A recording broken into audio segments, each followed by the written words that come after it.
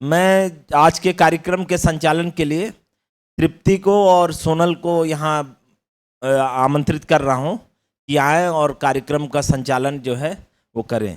तृप्ति और सोनल प्लीज आ जाइए आप लोग दोनों। Good morning everyone.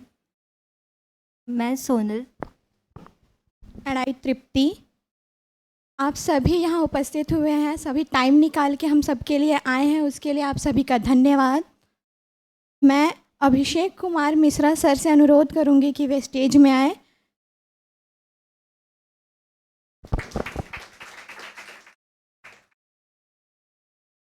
ये सर रीवा से हैं, जिन्हें अभी वे जबलपुर में हैं और इन्होंने अपनी पदस्थ हैं और उन्होंने अपनी जो स्कूल है वो सैनिक स्कूल रीवा से कंप्लीट किया एंड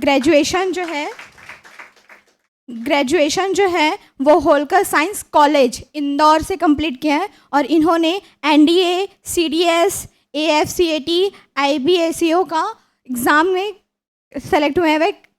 मैं उनसे अनुरोध करूंगी एंड आई रिक्वेस्ट सर के वे अपने जीवन के बारे में बताएं और वो उनकी स्ट्रेटेजी बताएं। दीदी से मैं अनुरोध करूंगी कि वे उनके स्वागत के लिए जैसे भारतीय परंपरा में होता है, सूद का माला श्रीफल से हम अपने अतिथियों का स्वागत करते हैं।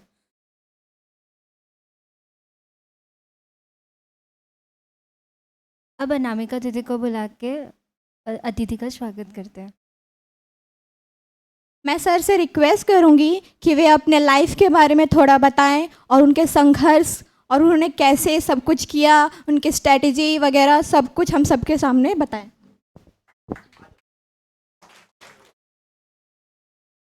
Thank you Tripti and Sonal. Good morning everyone. नाम तो आपको पता ही चल गया है, मेरा नाम अभिषेक कुमार मिश्रा है और अभी प्रेजेंट मैं जबलपुर कमिश्नरेट में एज एन इंस्पेक्टर पोस्टेड हूँ। अभी हम रायपुर में हैं और सर से मुलाकात हुई और सर ने हमें अवसर दिया कि यहाँ पे आएँ और आपसे इंटरेक्ट करें। अब कन्वर्सेशन करने के लिए तो बहुत कुछ है, क्योंकि लाइफ में हर किसी के बहुत कुछ होता है, लेकिन आपसे ओरिएंटेड होना चाहिए। तो आप बताइए किस तरीके से अच्छा रहेगा, मैं बोलता जाऊँ अपने हिसाब से या आप क्वेश्चन करेंगे और आपके हिसाब से मैं टेलर मेड आंसर दूंगा? तो आप बताइए। ओके, ठीक है। तो चलिए मैं अपनी जर्नी ट्रेस बैक करता हूँ 2020 से, जब मेरी 12th हुई थी और उसके बाद से जब प्रिपरेशन जर्नी में आया था। तो क्या होता है कि जब आपकी 12th होती है तो आपके बहुत सारे एस्पिरेशंस होते हैं कि हम ये करेंगे, हम इस जगह अचीव करेंगे, एंड कॉन्फिडेंस भी बहुत ज़्यादा होता है क्योंकि हमें लगता है ना कि हम कर देंगे, क्योंकि अभी तक मेजर सेटबैक्स कभी मिले नहीं होते हैं। तो यहाँ से स्टार्ट करते हैं, आपको धीरे धीरे चीज़ें बता देता हूँ। बाकी सभी लोग हैं तो हर कोई अपनी अपनी जर्नी शेयर करेगा, मैं अपनी शेयर करता हूँ। तो जब मेरा 12th हुआ तो पहले तो मैं डिफेंस में जाना चाह रहा था as an officer. Air force was my first choice, तो डिफेंस की तैयारी करी, एनडीए का एग्ज़ाम दिया एंड अब लाइफ यहाँ से वो हिट जो होता है मिलना चालू हो गया था। वेरी फर्स्ट टाइम ही मेरा एनडीए का रिटर्न क्लियर हो गया था। इवन जब मैं 12th में अपीयरिंग था तभी एनडीए का रिटर्न भी क्लियर हो गया। बट क्या होता है कि जब एसएसबी की तैयारी करने भी गया और एसएसबी दिया, तब मैं बच्चा था, 12th क्लास में इंसान कितनी एज का होता है, तब मुझे मेजर सेटबैक मिल गया कि एसएसबी हुआ ही नहीं। ठीक है, अब बैक टू बैक इंसान जा रहा है, पहले वाराणसी गया, फिर देहरादून गया, फिर अलग अलग जगह पे गया एंड मल्टीपल फेलियर्स मिलते गए। तो फेलियर्स इसलिए स्टार्ट करेंगे क्योंकि एग्जाम जर्नी में कल ही एक एस्पिरेंट ने मेरे से पूछी थी कि सर आपको डाउट्स नहीं आते थे क्या, या फिर आपको ऐसा नहीं लगता था कि अगर नहीं हुआ तो क्या होगा। इसलिए मैं यहाँ से स्टार्ट कर रहा हूँ कि फेलियर्स पार्ट ऑफ लाइफ है। तो आप ऐसा मत समझना कि इसे सेलेक्ट हो गए हैं तो अब जो बताएंगे तो ऐसा हमेशा से लग ही रहा था कि सेलेक्ट हो जाना है। अब प्रिसाइजली एसएससी की जर्नी में आते हैं। एसएससी की जर्नी का ऐसा है कि जब डिफेंस के अटैम्प्ट्स ख़त्म हो गए और लगा कि अब जॉब लेनी चाहिए, घर वालों का भी प्रेशर आ गया, तब अपन एसएससी की जर्नी में आ गए। इंदौर में था तो इंदौर में ही एक मैंने कोचिंग ज्वाइन करी थी, कॉलेज करियर एकेडमी कोचिंग थी मेरी, एंड वहाँ से मैंने मैथ्स करा था। अब आप जैसे एसए की तैयारी कर रहे हो तो 4 मेजर सब्जेक्ट्स होते हैं, आपको पता ही है। मैथ्स है, रीजनिंग है, इंग्लिश है एंड जीएस है। आई वॉज फॉर्चुनेट कि इंग्लिश मैंने एनडीए और सीडीएस के लिए कर ली थी, तो एसएससी के लिए मुझे अलग से नहीं करना पड़ा। बट मैथ्स तो अब अरिथमेटिक तो आ नहीं रहा था, तो अरिथमेटिक के लिए कोचिंग करी और वहाँ से चीज़ें समझी कि कैसे क्या करना होता है। वो कैसे करा, क्या प्रोसेस था, ये मैं आपके थ्रू डिस्कस करूँगा, जैसे आप अपने हिसाब से पूछोगे, क्योंकि मेरी जर्नी अलग थी, मेरा पास्ट अलग था। आप अपने क्वेश्चन पूछोगे, मैं आपको बताऊँगा, बस मैं एक फाउंडेशन बना दे रहा हूँ कि ये चीज़ें मैंने भी करी थी। देन रीजनिंग के लिए भी मैंने अपना स्पेसिफिकली, मेरा क्या था कि पहले से भी कर रखा था चीज़ें, मोस्टली लोग करके ही रखते हैं, बता रहा हूँ आपको कि मल्टीपल एग्जाम्स देता हुआ आया था। तो रीजनिंग भी मैंने अपने हिसाब से करी थी, मैंने एक ऑनलाइन सब्सक्रिप्शन ले लिया था पीयूष वाजपेयी सर का, और वहाँ से रीजनिंग करी। एंड जीएस के लिए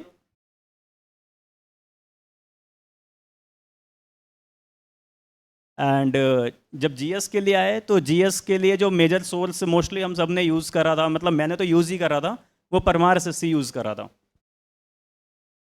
आप लोग लिख रहे हो तो मैं वेट कर लेता हूँ थोड़ी देर। तो जीएस के लिए जो सोर्स यूज़ करा था वो परमार एसएससी यूज़ करा था।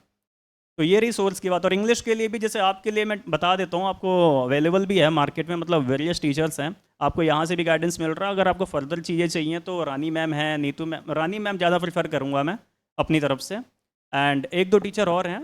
तो ये चीज़ें हैं। मैथ्स के लिए तो मैंने ऑफलाइन कोचिंग करी है। अब आप अपना स्ट्रगल पूछो तो मैं थोड़ा ज़्यादा 2 वे सेशन हो पाएगा, तो मैं चीज़ें अच्छे से बता पाऊँगा।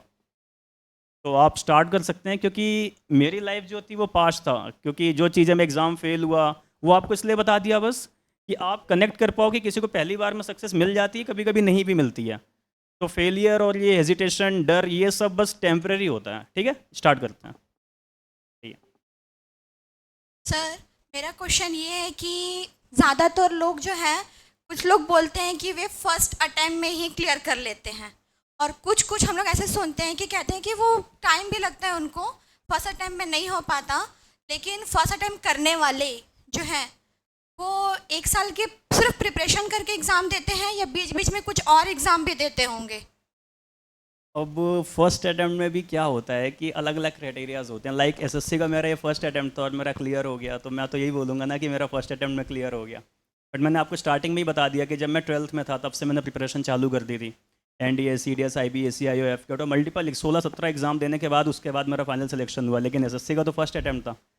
तो फर्स्ट अटैम्प्ट नाम की कोई चीज़ नहीं होती है। प्रिपरेशन लंबी चल रही होती है, आपका बैकग्राउंड कैसा रहा है, आपने चीज़ों को समझा कैसे है।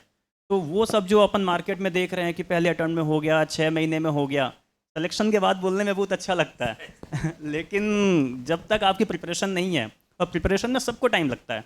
इंग्लिश क्या, मैंने आपको बताया कि पहले से हो रखी थी तो मुझे करना नहीं पड़ा। मैथ्स बस करनी थी, जीएस भी डीप में कर रखे थे क्योंकि एनडीए, सीडीएस, यूपीएससी कंडक्ट करता है। तो इसलिए वहाँ की फर्स्ट अटेम्प्ट नाम की कोई चीज़ नहीं होती है।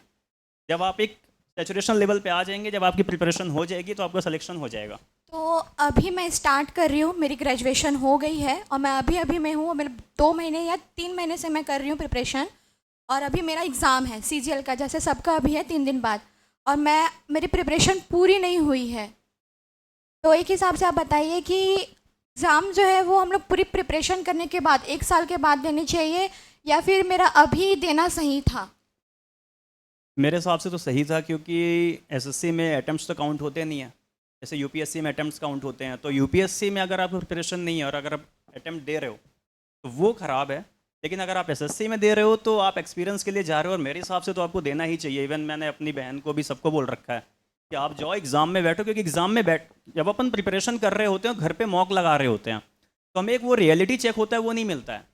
लेकिन जब एग्ज़ाम सेंटर में जाते हैं, लोगों से मिलते हैं, अलग अलग लोगों के बारे में पता चलता है, इवन सेलेक्टेड कैंडिडेट्स भी वहाँ हमसे मिलते हैं, जनता को देख के अंदर एक डर पैदा होता है।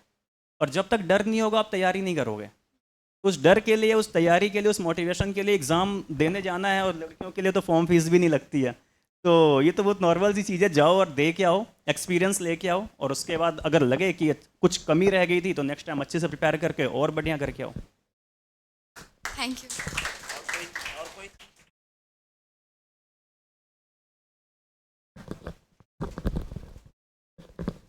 और आप जिसको भी डाउट आए पूछ लेना, हम में से सभी सब अंडर 25 हैं, है ना, तो ज़्यादा एज डिफरेंस होगा नहीं। Morning sir. हाँ, मेरा गुड नाम मॉर्निंग। शिवम जैसे कि मेरे को इंग्लिश में ज़्यादा दिक्कत होती है, मैथ्स, रीजनिंग और जीएस हो जाता है, लेकिन इंग्लिश नहीं हो पाता। जैसा आपने बताया कि रानी मैम से तैयारी करो, मैंने उनका कई वीडियो देखा है, तो उनका पहला वीडियो पार्ट्स ऑफ समझ ही नहीं आता कि कैसे उसको स्टार्ट करो। यार देखो, इंग्लिश में क्या होता है कि हिंदी मीडियम से थे कि इंग्लिश मीडियम से थे? हिंदी मीडियम से थे ना। सबसे पहले क्या चीज़ होती है, फोबिया होता है इंग्लिश का, कि इंग्लिश हमसे हो नहीं रही है और हमसे होगी भी नहीं। दिमाग में ये बात चलती रहती है, होता है ना। और बस ये फोबिया ही है, ऐसा होता कुछ भी नहीं है, बस हम सोचते रहते हैं कि नहीं होगी और होगी। मेरे साथ हैं हिंदी मीडियम से बच्चे और उन्होंने 135 में से 135 स्कोर करे हैं। तो ये चीज़ बस आपके दिमाग की है। अब जैसे प्रिपरेशन में घुसते हैं, मैं आपको वो भी बताता हूँ कि कैसे अपन को स्टार्ट करना है। सबसे पहले उन चीज़ों को टच करो ना जो आपको लगता है कि आपको समझ में आ जाएगा। ज़रूरी नहीं है कि हम उसी डायरेक्शन में जाए जिस डायरेक्शन में पूरी दुनिया जा रही है, हमारा पाथ अलग हो सकता है ना। अब हमें पार्ट ऑफ स्पीच समझ में नहीं आ रहा है, लेकिन नाउन तो हमने बचपन से कर रखा है ना, नाउन हमें थोड़ा बहुत पता है। नाउन देख के हमें थोड़ा सा कॉन्फिडेंस तो आता ही है, ऐसा तो है नहीं कि नाउन देखा तो लगता है कि ये कौन सा अरेबिक नया वर्ड देख लिया है। तो हम उससे स्टार्ट कर सकते हैं। किसी को प्रोनाउन में कॉन्फिडेंस आता होगा, किसी को वर्ब में कॉन्फिडेंस आता होगा। बस वो कॉन्फिडेंस बिल्डिंग के लिए आपको जो कुछ भी लग रहा है कि आप उसे टच करोगे और आपको कॉन्फिडेंस आ जाएगा। सबसे पहली चीज़ है किसी भी सब्जेक्ट को कन्कर करने के लिए कि आपको सब्जेक्ट में कॉन्फिडेंस आना चाहिए। तो आप, और इंग्लिश में तो वैसे भी 3 डायरेक्शन है, वोकैबुलरी भी करनी है, कॉम्प्रहेंशन भी करना है, ग्रामर भी करना है। और आप सिर्फ ग्रामर की बात कर रहे हो, ग्रामर तो मतलब 10-20% वेटेज होल्ड करता है बस। तो सब कुछ में जाओ, बस ये पार्ट ऑफ स्पीच देख के डरो मत। और पार्ट ऑफ स्पीच में तो सोचो सब कुछ एक साथ आ रहा है, तो क्यों ना हम आर्टिकल से स्टार्ट कर लें, नाउन से स्टार्ट कर लें। और ज़रूरी नहीं है रानी मैम ना, नीतू मैम देख लो, नीतू मैम थोड़ा बेसिक लेवल पे बताती हैं। हम अपना टेलर फिट देखने जाएंगे जहाँ हमें फ़ायदा हो। एक बार हमें समझ में आया, हमें कॉन्सेप्ट समझ में आने लग गए तो हम स्टार्ट कर देंगे। अब जैसे कॉम्प्रहेंशन की बात है, वोकैबुलरी की बात है, जैसे वोकैबुलरी में भी आप लोगों को डाउट आता होगा, पूछो नहीं पूछो, मैं पहले ही बता देता हूँ। तो क्या होता होगा, याद करते होगे, एक दिन बाद सब भूल जाता होगा, 2 दिन बाद सब भूल जाता होगा, ऐसा होता है। तो उन चीज़ों के तरीके होते हैं। वोकैबुलरी यहाँ कोई भी ऐसा नहीं होता है कि एक बार में रीड कर लिया और याद हो गया। याद करने के लिए मल्टीपल रिविजन्स चाहिए होते हैं। इवन एक स्ट्रेटजी है जो मैं फॉलो करता था, और इवन मैंने मतलब बताई भी है लोगों को कि जो मैं करता था, मैं सेट्स में डिवाइड कर लेता था। लाइक मैं 40 वोकैबुलरी करता था एक दिन में। तो अब ये भी नहीं है कि 40 बोल दिया तो आप 40 से स्टार्ट कर दो। आप अपने हिसाब से देखो कि मैं कितना रिटेन कर सकता हूँ, उसके बाद धीरे धीरे ऐड ऑन करो। 50 से ऊपर मत जाना, क्योंकि वो फिर बोझ लगने लगता है। अब जैसे अपन ने पहले दिन 40 कर लिया, तो अगले दिन क्या करोगे, नई 40 उठाओगे, पुरानी वाली छोड़ दोगे, ऐसे ही करोगे ना? नहीं, ऐसा नहीं करना है। अगले दिन क्या करना है कि इन 40 को पहले रिवाइज कर लेना है और अगली 40 उठानी है। एक बार रिवीजन हो गया, अब थर्ड डे क्या करना है कि पहले दिन जो करा, दूसरे दिन जो करा, दोनों को रिवाइज कर लिया अपन ने, और तीसरे दिन नई 40 कर ली। कितनी वोकैबुलरी हो गई अपने? 120 हो गई। अब 3 दिन हो गए हैं, अब चौथे दिन कुछ भी नया मत करो। चौथे दिन पूरा दिन निकाल लो, तुम्हारा 1 घंटा 1.5 घंटा जितना तुम्हारा स्लॉट है वोकैबुलरी का, कि इन तीनों दिन को हम रिवाइज करेंगे। तुम्हारा एक सेट हो गया, 3 का एक सेट है अपना, ठीक है। ऐसे ही 3 का मतलब 4 दिन हो गए हैं। 3 दिन अपन ने याद करा, 1 दिन अपन ने रिवाइज करा है, और उन तीनों दिनों में भी कुछ ना कुछ याद करते गए। ऐसे 4 दिन का दूसरा सेट लगाओ नेक्स्ट वोकैबुलरी के सेट का, और फिर 4 दिन में तीसरा सेट लगाओ नेक्स्ट वोकैबुलरी के सेट का। कितने दिन हो गए? 12 दिन हो गए। 3 सेट पूरे हो गए हैं, 360 वोकैबुलरी हो गई हैं अपनी। 12 दिन हो गए, 13th एंड 14th डे आप क्या कर लो, जितने भी 3 सेट करें सबको रिवाइज कर लो प्रॉपरली। ये मेरा तरीका था, हो सकता है आपके लिए यूजफुल हो ना हो, लेकिन इफेक्टिव वे है, ठीक है। उसे याद कर लिया दोबारा। अब सोचो आपने कितने बार उस चीज़ का रिवीजन कर लिया है। अब अगले 14 दिन क्या करो, फिर से पूरा जो अपने तरीका करा था उस तरीके को रिपीट करो। 720 वोकैबुलरी हो गई हैं, और आपका 28 दिन ही हुए हैं, 2 दिन अभी भी बचे हुए महीने के। फिर से पूरा रिवाइज कर लो। महीने की अगर आप 700-800 वोकैब कर रहे हो, एसएससी में, बैंकिंग में, कहीं भी जाओगे 5000 6000, इससे ज़्यादा वोकैबुलरी नहीं है। तो 5 महीने में आपकी सारी वोकैबुलरी खत्म हो गई, और मल्टीपल रिवीजन के साथ। बस हाँ, करना डेली पड़ेगा, ये नहीं कि आज कर लिया कल मन नहीं हो रहा है। डेली करोगे, डेली रिवीजन करते रहोगे। और अपन ने बफर भी लिए, लाइक 12 के बाद 13 14, 2 एक दिन में भी रिवीजन हो सकता है। होता है ना कि आज एक्सीजेंसी आ गई, कोई सी हम काम पे चले गए, आज हो नहीं पा रहा है, तो कभी तबीयत खराब हो गई, तो अपन के पास बफर भी है उसे कवर अप करने का। तो ये वोकैबुलरी के लिए होता है।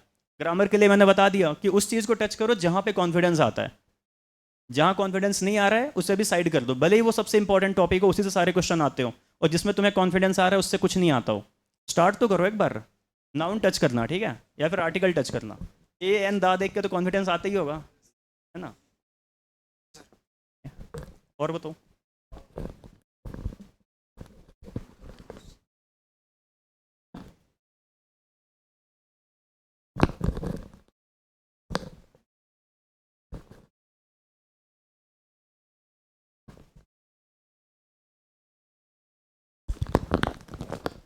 अभिषेक सर, मैं ये जानना चाहता हूँ कि बचपन से आप सैनिक स्कूल में 6वीं क्लास से ही बाहर चले गए हैं। Yes sir.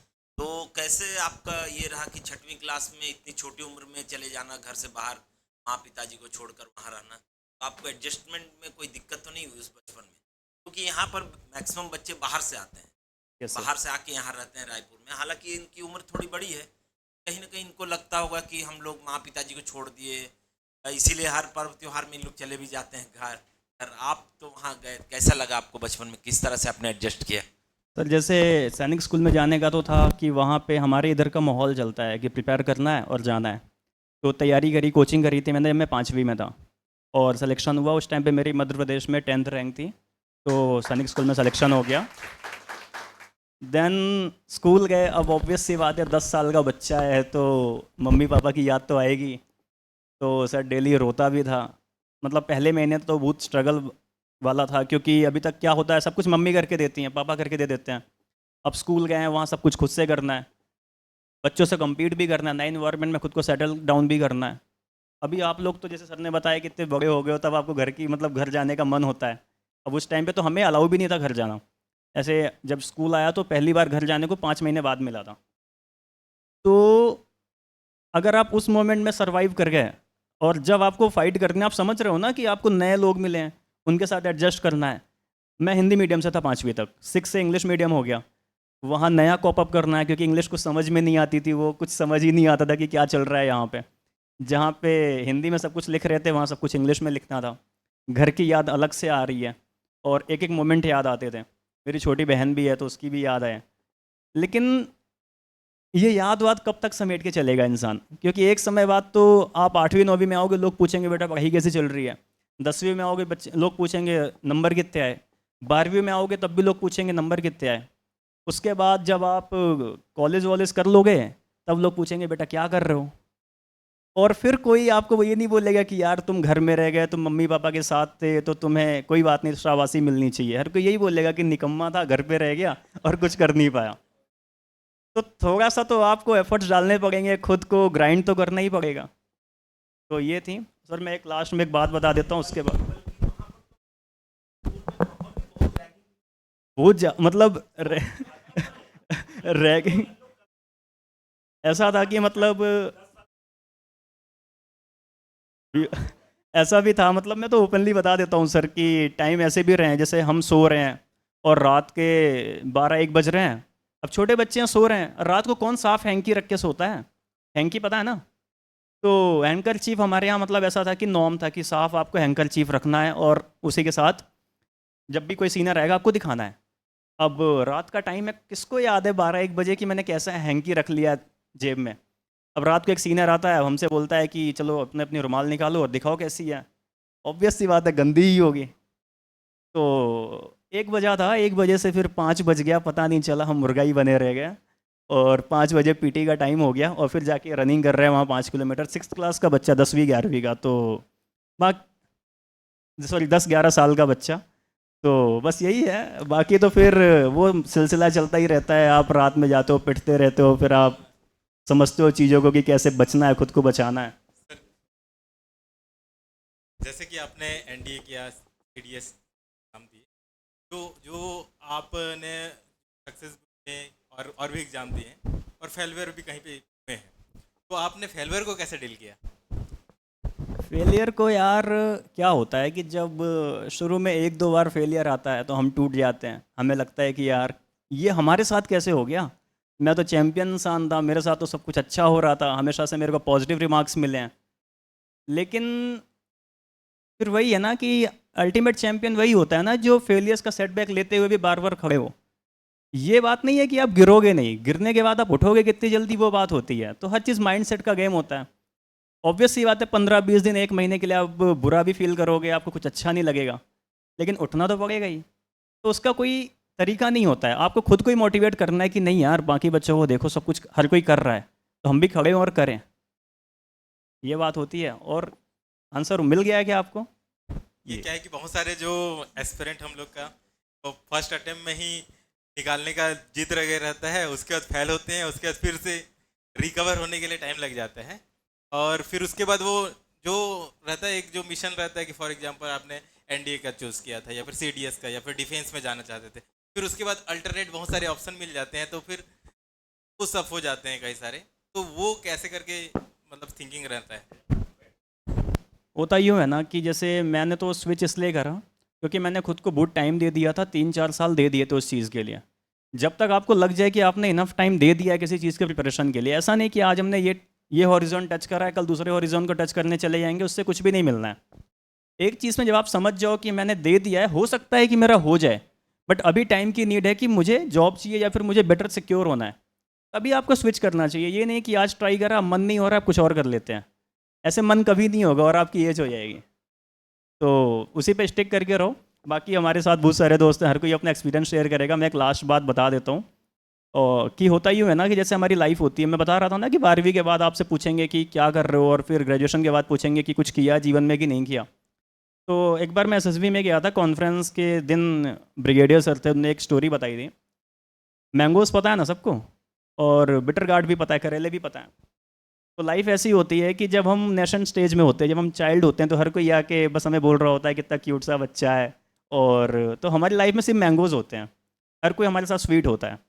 जब हम थोड़े बड़े होते हैं, लाइक 10, 11, 12 साल के हो गए, तो फिर क्या, मम्मी पापा डांटने भी लगते हैं, लोग बोलने भी लगते हैं कि नहीं इसने शैतानी करी है, तो थोड़े थोड़े से बिटर गार्ड्स आ जाते हैं, मतलब हल्का कड़वापन आ जाता है लाइफ में। फिर हम और बड़े होते हैं, मैंगोज़ कम होते जाते हैं, बिटर गार्ड बढ़ते जाते हैं, दोनों बैलेंस में आ जाते हैं। बैलेंस नहीं मतलब मैंगोज़ तो तब भी ज़्यादा ही होते हैं जब तक आप कॉलेज में हो, एंजॉयमेंट ज़्यादा चलता रहता है। उसके बाद एक ऐसा टाइम भी आएगा जब दोनों बैलेंस में आ जाएंगे, आपके पास equal mangoes and equal bitter gourds होंगे। तब आपको हैंडल करना है कि नेगेटिविटी भी है लेकिन हमारे पास मैंगोज़ भी हैं, तो हम अपनी लाइफ की स्वीटनेस को बचा के रखें, ना कि उन बिटर गार्ड्स को देखते हुए सब कुछ डिप्रेस्ड हो जाए कि अरे यार अटैम्प्ट तो निकल ही नहीं रहा है, बाकी सबको सिलेक्शन होता जा रहा है। जब मैं फेल हो रहा था तो मेरे साथी ऑफिसर्स बनते जा रहे थे, है ना, तो बिटर गार्ड्स पे बिटर गार्ड्स मिलते जा रहे थे। बट उन मैंगोज़ को प्रिजर्व करके रखो, क्योंकि आगे जाके जूस उन्हीं का पीने में मज़ा आता है। करेले का जूस तो फिर बीमारी में पीना ही पड़ता है ना। Thank you.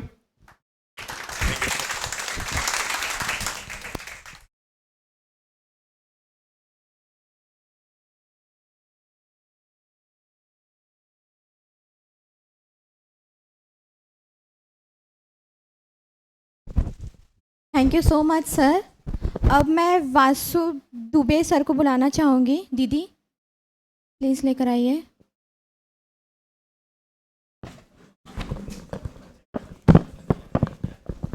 Vasu Dubey sir जो हैं वे दिंदौरी से हैं, एमपी से हैं। वे अभी जबलपुर में हैं और उन्होंने अपनी जो एजुकेशन है वो बीएससी लाइफ साइंस रमजास कॉलेज से कंप्लीट की है, रामजास कॉलेज से यूनिवर्सिटी से कंप्लीट किया, दिल्ली में है। और इन्होंने यूपीएससी CAPF AC 2024 में क्लियर किया है। ऑल ओवर इंडिया में इन्होंने इनकी 248 रैंक आई है। और SSC CGL इन्होंने कंटिन्यू 2022, 23 एंड 24 में कंप्लीट मतलब क्लियर किया है। सर ने IBACIO, LIC ADO, CDS NABARD में और RBI CSIR SO and ASO में भी, IBPS PO में भी इन्होंने एग्ज़ाम में क्लियर किया है। मैं श्रद्धा जी से रिक्वेस्ट करूंगी कि वे आएँ और सूद का माला पहनाएं। मैं सर से रिक्वेस्ट करूंगी कि वे अपने लाइफ से रिलेटेड, इस जॉब से रिलेटेड सब कुछ बताएं और अपने थॉट्स हम सबके समक्ष रखें और अपनी स्ट्रेटजी बताएं। आवाज़ आ रही है सबको? ऑडिबल? जैसे कि इंट्रोडक्शन तो मेरा दे ही दिया है। मेरा नाम वासु दुबे है। मैं डिंडौरी ज़िले से रहने वाला हूँ, मध्य प्रदेश का। आदिवासी बहुल ज़िला है और मेरी स्कूलिंग 8th तक वहीं से हुई है। उसके बाद क्लास 9 से मैं बोर्डिंग स्कूल जबलपुर में पढ़ा हूँ। फिर क्लास 10th में मैंने 10 CGPA हासिल किए थे, 10 out of 10। क्लास 12th में मेरे 93% थे, मैंने पूरे डिवीज़न में टॉप किया था। उसके बाद कॉलेज लाइफ, दिल्ली यूनिवर्सिटी जानते ही होंगे आप लोग, रामजस कॉलेज मुझे मिला था परसेंटेज के बेसिस पे। फिर जो असली जीवन था वो यहीं से शुरू होता है। अभी तक घर वाले आपको कहते हैं कि आप 10th कर लो, 12th कर लो, लाइफ सेट हो जाएगी, 10th पास कर लो। फिर 10th में आप आओगे तो कहेंगे 12th पास कर लो, मैथ्स ले लो, बायो ले लो। जैसे मैं बायो का स्टूडेंट था क्योंकि मुझे मैथ्स पसंद नहीं थी, तो 10th के बाद मैंने मैथ्स लिया नहीं। फिर आप कॉलेज में आते हो तब पता चलता है कि असली जीवन तो अब शुरू हुआ है, अभी तक तो मज़े थे। फिर कॉलेज मेरा फर्स्ट सेमेस्टर हुआ, उसके बाद कोविड आ गया, तो पूरा कॉलेज जो है वो घर से हुआ। अब घर आ गए, कॉलेज हो गया, अब क्या? तो जो दिल्ली में गया था वो एक पर्पज़ से गया था कि मुझे सिविल सर्विसेज की तैयारी करनी थी, बट पूरा कॉलेज घर से हो गया तो वो पर्पज़ भी हो नहीं पाया। घर से जितना पढ़ाई हुआ, ऑनलाइन बुक्स मंगाई, पढ़ा, एक अटेम्प्ट भी दिया, तो ये समझ आया कि बैकअप ज़रूरी है, पहले कुछ ले लिया जाए फिर उसकी तरफ काम किया जाएगा। तो उसी समय 2022 सीजीएल में 35-36 हज़ार वैकेंसीज आई थी, पता होगा आप लोग को।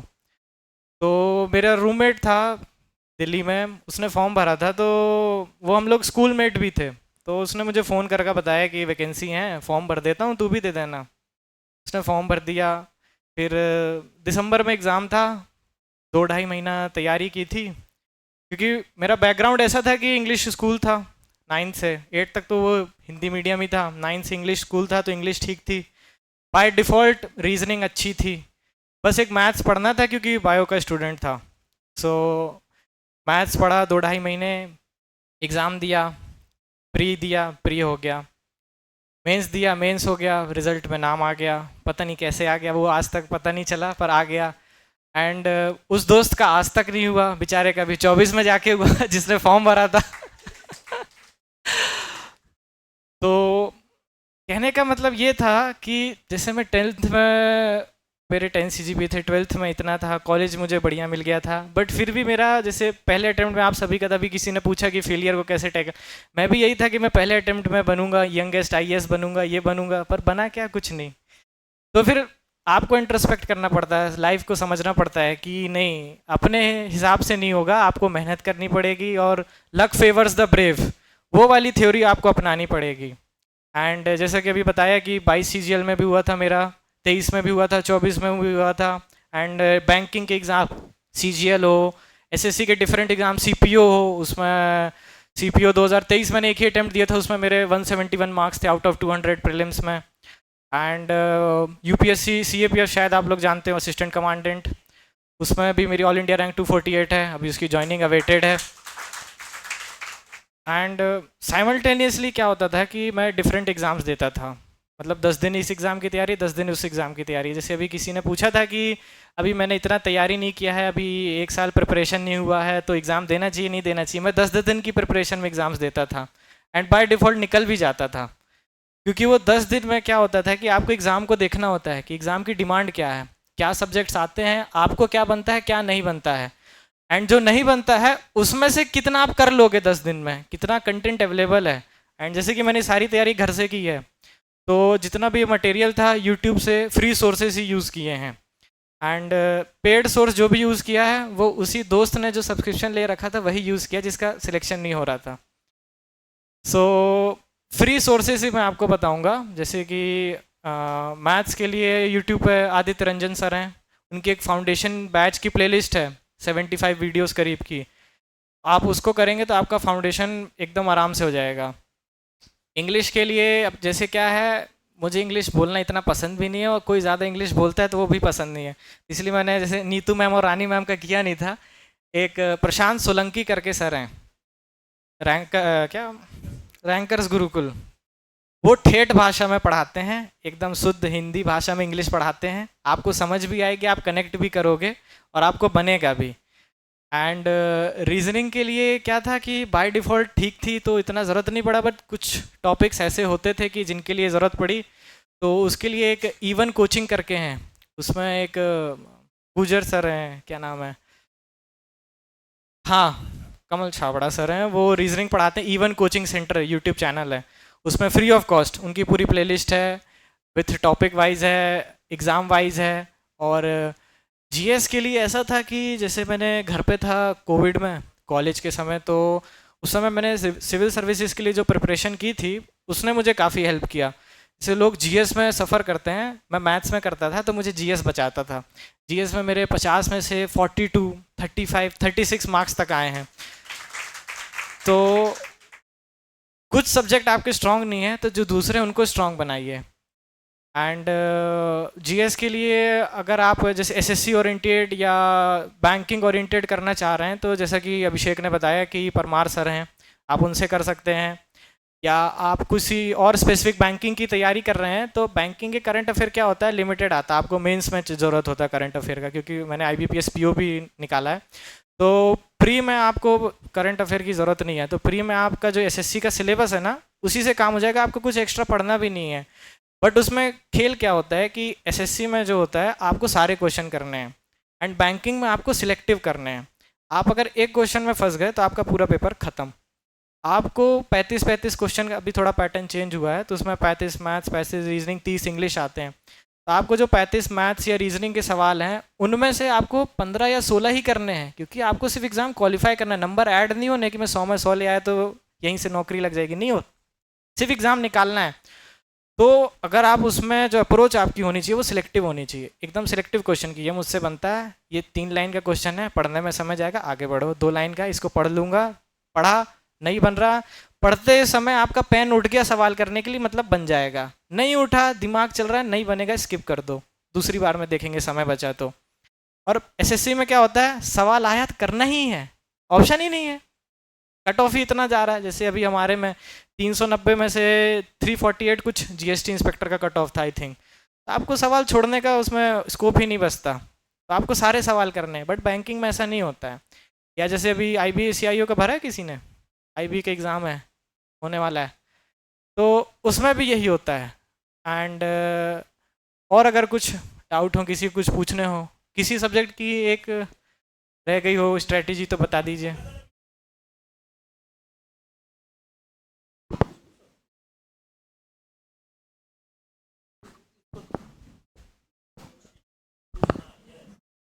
Good morning sir. Good morning. Good morning to all of you.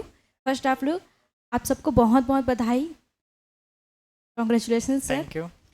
Sir मैं भी बायो की स्टूडेंट हूँ, मेरा भी मैथ्स उतना स्ट्रांग नहीं है, तो मैथ्स के लिए कोई स्ट्रेटजी, कोई स्ट्रिप्स वगैरह? मैथ्स जी। मैथ्स के लिए जैसे मैंने बताया कि अगर जैसे बायो स्टूडेंट हो, मैं भी था, तो आप पहले फाउंडेशन कर सकते आपने हो। स्टार्टिंग मैथ्स से कहाँ से की, कौन से टॉपिक से, मतलब?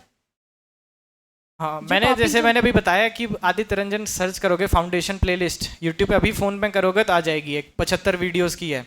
उसमें जो पहला टॉपिक आया मैंने वो कर लिया। मेरे हिसाब से 7 वीडियोज़ हैं परसेंटेज के, पहले 7 वीडियोज़ हैं, फिर उसके बाद प्रॉफिट एंड लॉस के 7 वीडियोज़ हैं। तो वो क्वेश्चंस उसमें पुराने हैं बट कॉन्सेप्ट आज भी वही है। तो आपको कॉन्सेप्ट करना है, बेसिक्स जानना है, तो उनसे आप कर सकते हो। एंड उसके बाद वो बेसिक्स है, आपको सिर्फ जानना है। उसके बाद अगर आपको और आगे करना है तो उसके लिए आपको जो लेटेस्ट क्वेश्चन है वही यूट्यूब पे ही वो लाइव आके कराते हैं कि टॉप 50 क्वेश्चन, टॉप 100 क्वेश्चन। या जैसे मुझे CGL के टाइम पे याद है, उन्होंने 51 डेज 51 मैराथन करके कुछ किया था यूट्यूब पे ही, तो उसको मैंने फॉलो किया था।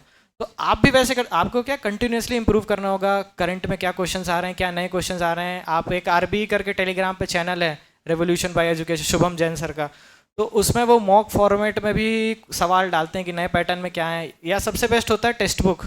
टेक्स्ट बुक का अगर आप सभी के पास सब्सक्रिप्शन होगा तो आप उस पर मॉक दे सकते हैं। उस पर तो मेमोरी बेस्ड आंसर की आने के पहले ही क्वेश्चन पेपर आ जाता है, आप उससे कर सकते हैं। एंड मैथ्स में सबसे बड़ा क्या होता है ना कि आपको रिवीजन की बहुत ज़रूरत है। एंड अगर आप वो पेन पेपर उठा के स्कूल वाला करने जाओगे तो एग्ज़ाम कभी नहीं निकलेगा। आपको आधे क्वेश्चन मन में करने होंगे, जो टफ सवाल है सिर्फ उसी के लिए पेन उठना चाहिए। बाकी सवाल आपकी प्रैक्टिस इतनी होनी चाहिए कि या तो ऑप्शन से एलिमिनेट करके आप कर दो, या आप सवाल पढ़ के आपको समझ आ जाना चाहिए कि इसमें मुझे क्या अप्रोच लगानी है। या एक लाइन मैंने पढ़ी, वो लाइन वहीं सॉल्व हो गई, अगली लाइन मैंने पढ़ी, वो लाइन फिर सॉल्व हुई, मैंने आंसर टिक किया, आगे बढ़ गया, क्योंकि समय ही नहीं है 1 घंटे में 100 क्वेश्चन करने।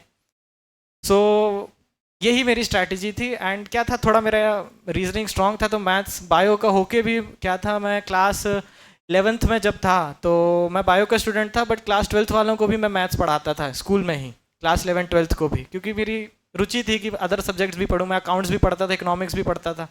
सो थोड़ा वहाँ से बेस था। हर किसी की बैकग्राउंड अलग हो सकता है, इसलिए मैंने कहा कि आप वहाँ से स्टार्ट करो। उसके बाद वीडियोज़ वो डालते रहते हैं, आप उसको फॉलो कर सकते हो। और एक और चैनल है मैथ्स मेनिया करके, आप यूट्यूब पे फ्री, अभिषेक राय सर हैं, वो भी पढ़ाते हैं।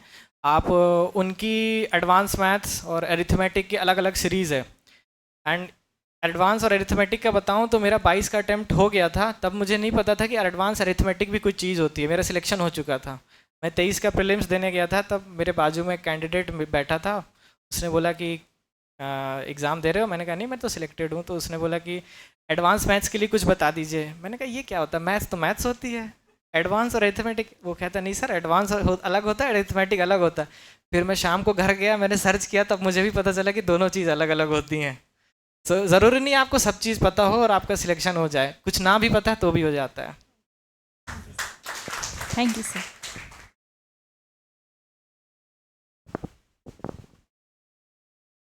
Good morning sir. Good morning. Sir मेरा ये क्वेश्चन था कि तैयारी तो मैं मतलब 12th के बाद से ही कर रही हूँ, लेकिन मेरे को सही मतलब लाइन नहीं मिल पाया। जैसे मैं पूछना चाहती हूँ कि जॉब के साथ भी हम लोग तैयारी कर सकते हैं कि नहीं, कि उसमें भी मेरे को दिक्कत आ रहा है। अगर आपके पास जॉब है मतलब आपका एक बेस बन चुका है, तभी तो सिलेक्शन लिया है। तो आपको सिर्फ रिवीजन करना है। जॉब मतलब ऐसे ही, मतलब जैसे प्राइवेट जॉब सर, और उसके साथ तो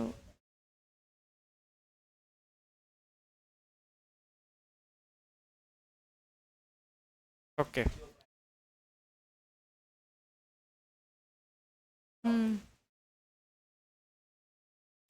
तो उसके साथ कैसे कि नहीं, जॉब तो बिल्कुल नहीं, जॉब तो क्यों छोड़ना है, अर्निंग आ रही है। देखो इस समय क्या होता है, आपके पास समय कम है, तो आपको मोटिवेशन ज़्यादा लेना है कि मुझे इसी समय में वो करना है जो लोग 8 या 10 घंटे में कर रहे हैं, मैं 3 घंटे में करके दिखाना है मुझे। आपको इस वे में लेना है। एंड एग्ज़ाम जैसे मैं कभी भी देता था, तो जैसे कि कभी किसी ने पूछा था कि फेलियर को कैसे टैकल करें, तो एग्ज़ाम में जब भी देता था मैं सिर्फ एक चीज़ पे फोकस करता था कि मेरी प्रिपरेशन होनी चाहिए। क्या लेवल होता है, कितना होता है, वो मुझे नहीं पता, वो एग्ज़ाम खुद बता देगा। एग्ज़ाम प्रिपेयर करके मैंने एग्ज़ाम दिया, वही सेटिस्फेक्शन हो जाए। सिलेक्शन हो ना हो अलग बात है। मैं सेटिस्फाइड हूँ कि मैंने अपनी पूरी प्रिपरेशन की, मैंने एग्ज़ाम दिया। सिलेक्शन होगा तो अच्छी बात है, नहीं होगा तो दोबारा आएंगे, कुछ कमी रह गई होगी फिर से सॉर्ट आउट करेंगे। बट ये नहीं सोचना है कि फेलियर हो जाएगा, मैं सिलेक्ट हो जाऊँगा या पास हो जाऊँगा। ये सोच के एग्ज़ाम दोगे ना तो हमेशा फंस जाओगे। हमेशा ये सोचना है कि मुझे सिर्फ प्रिपेयर करना है, फॉर्म भरना है, एग्ज़ाम देना है, जो होगा वो बाद में पता चल जाएगा एग्ज़ाम देने के बाद। लेकिन एग्ज़ाम देने से पहले सिर्फ पढ़ना है, एग्ज़ाम देना है, बस। पास हो जाऊंगा, फेल हो जाऊंगा या हो जाऊँ, कुछ नहीं होता। मतलब जिस टाइम मिल जाए उसी टाइम में हमको प्रिपरेशन हाँ बिल्कुल। लंच है आधे घंटे का, 10 मिनट करो, 20 मिनट कुछ लेक्चर देख लो, वीडियो देख लो। यूट्यूब पे तो ऑप्शन भी है 2x करने का, 3x करने का, वीडियो की स्पीड बढ़ा लो, 10-10 सेकंड फॉरवर्ड करके देख। आपके पास जो है ना बेटर अपॉर्चुनिटी होती है। जो घर बैठा है ना वो बोर हो जाता है, वो पढ़ते पढ़ते उसी में फंस जाता है। लेकिन आपको क्या लिमिटेड टाइम है मेरे पास पढ़ने को, तो आप क्वालिटी पढ़ोगे और जो पढ़ोगे वो याद रहेगा। सर बहुत ज़्यादा ऐसे लगता है कि नींद बहुत आती है मतलब पढ़ते टाइम। जब मुझे नींद आता था तो मैं मॉक देता था, या मैथ्स के ऐसे सवाल लगाता था जो मुझे कभी नहीं बनते थे। वो जैसे अभिषेक ने बताया था कि आप एक दिन में 40 वोकैब करो, अगले दिन 40 करो, तो मेरा उसमें भी थोड़ा तरीका अलग था। मैं 40 ही करता था, बट क्या करता था कि उस 40 में से जैसे मैंने पढ़े उसमें से 25 मुझे पता है पहले से, तो मैं वो जो 15 नहीं पता है उन्हें टिक कर लेता था, उन्हीं के बाजू में उनकी हिंदी मीनिंग लिख लेता था कि ये वर्ड ही मुझे नहीं पता, इसको रटूंगा कैसे, इसका हिंदी तो पता हो, मतलब तो पता हो कम से कम। तो जो 15 नहीं पता है उनके बाजू में हिंदी में उनकी मीनिंग लिख लेता था, और अगले दिन सिर्फ वही 15 पढ़ता था, क्योंकि 40 प्रैक्टिकली मुझे पॉसिबल नहीं लगता था, तो मैं सिर्फ वही 15 पढ़ता था जो मुझे नहीं पता है। एंड हर बार क्या होता था, जैसे वो 15 में से 2 बार मैंने पढ़ा, मुझे 4 और बनने लगे, 11 नहीं बनते, तो वो 4 को मैं क्रॉस कर देता था कि इन्हें अब नहीं पढ़ना, पढ़ने की ज़रूरत नहीं है, जो 11 बचा है सिर्फ वही पढ़ना है। तो ऐसे करते करते जो वो 3000-4000 वो कैब था वो शॉर्ट आउट होकर 500-600 वो कैब हो जाता है पढ़ते पढ़ते। तो आपको सिर्फ वही 500-600 को रिवाइज करना है, एंड मॉक में कभी कुछ एरर हो रहा है एग्ज़ाम में तो खुद ही याद हो जाता है, पता चल जाता है।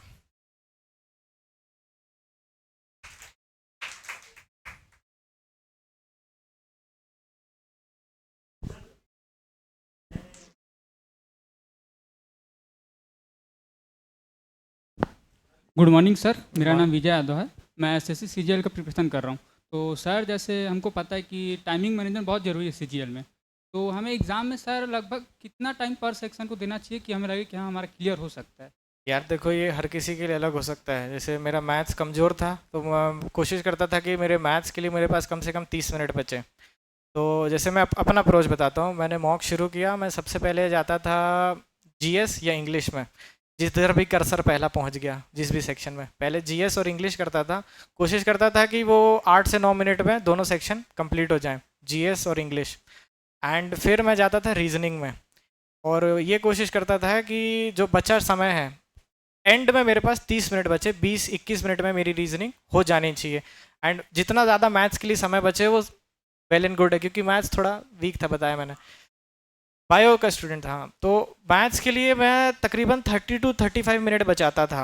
एंड मॉक आप दोगे तो आपको लगेगा कि वो 30 to 35 मिनट भी कम है। कुछ कुछ क्वेश्चन ऐसे आ जाते हैं, कुछ सवाल ऐसे जाते हैं, या आपको 30 to 35 मिनट मिलेगा भी नहीं कभी कभी, कि इंग्लिश के कॉम्प्रिहेंशन में आप ऐसा फंस गए कि तो दो ऑप्शन थे, मैं ऑन भरूं या बाय भरूं, ऑन बाय, बस यही चलता रहेगा। तो मॉक थोड़ा सा अलग होता है, एग्ज़ाम थोड़ा सा अलग होता है। जो अभी जिस फेज़ में ये मॉक है, जो असली जीवन है ना, वो रियल एग्ज़ाम की तरह होता है। जब जॉब के बाद आप जो जाओगे, तो सेक्शन में मेरी अप्रोच यही थी कि पहले मैं मैथ्स को लास्ट में रखता था, पहले मैं जीएस या इंग्लिश करता था। जैसे जीएस मेरा ठीक ठाक था, उसके बाद रीजनिंग, उसके बाद मैथ्स। तो आपका जो सेक्शन आपको लगता है कि टाइम कंज्यूमिंग है, या ऐसा है कि कम बनता है, जैसे इंग्लिश कम बनता है, तो इंग्लिश ऐसा सब्जेक्ट है कि आप उसको पहले भी कर सकते हो। बट मैथ्स रीजनिंग में ऐसा सब्जेक्ट है उसमें आपको टाइम ज़्यादा चाहिए, तो उसको कोशिश करना कि आखिरी में ही रखना, क्योंकि पहले उसमें फंस गए ना तो उसी को करते रह जाओगे, बाकी के जो सब्जेक्ट्स हैं लास्ट में छूट जाएंगे। एंड सबके क्वेश्चन सेम है, 25-25-25 ही हैं। ऐसा नहीं है कि मैथ्स के 50 हैं, इंग्लिश के 20 हैं तो उसको छोड़ देता हूँ। सबके सेम सवाल है, सबके सेम नंबर भी हैं। तो जो कम समय में ज़्यादा आउटपुट दे रहा है उसको पहले कर लो। सर मेरा एक क्वेश्चन और है कि जैसे मैथ्स पढ़ता हूँ मैं, तो जो टॉपिक मैं पढ़ता हूँ बहुत अच्छा बनता है, फिर मैं नया टॉपिक शुरू करता हूँ वो छूट जाता है, तो मैं उसका प्रैक्टिस नहीं कर पाता। मेरे को समझ नहीं आता कैसे इसको भी कवर करूँ जो नया कर रहा हूँ, और पीछे का भी कैसे कवर करूँ कि वो भी मेरे साथ चलते रहे। तो छूट जाता है तो फिर प्रॉब्लम होता है मेरे को आगे। तो इसके लिए कुछ इसमें पता है, दो रीज़न हो सकते हैं। एक रीज़न अच्छा है, एक बुरा है। अच्छा क्या है कि रिवाइज करने की ज़रूरत है, फॉर्मूला नहीं याद आ रहा या अप्रोच याद नहीं आ रही। दूसरा तरीका क्या है कि जो टीचर से पढ़ा उससे सोल्यूशन रट लिया, कि उसने इसके बाद ये अप्रोच कराया था, उसके बाद इसने ये कराया था, मैं भी वैसे ही करता हूँ। और बीच में भूल गया, मैं उस समय इधर उधर ध्यान देने लगा वीडियो देखते समय, तो वो स्टेप मेरे से मिस हो गया। मैंने रट लिया था कि इसको करना कैसे।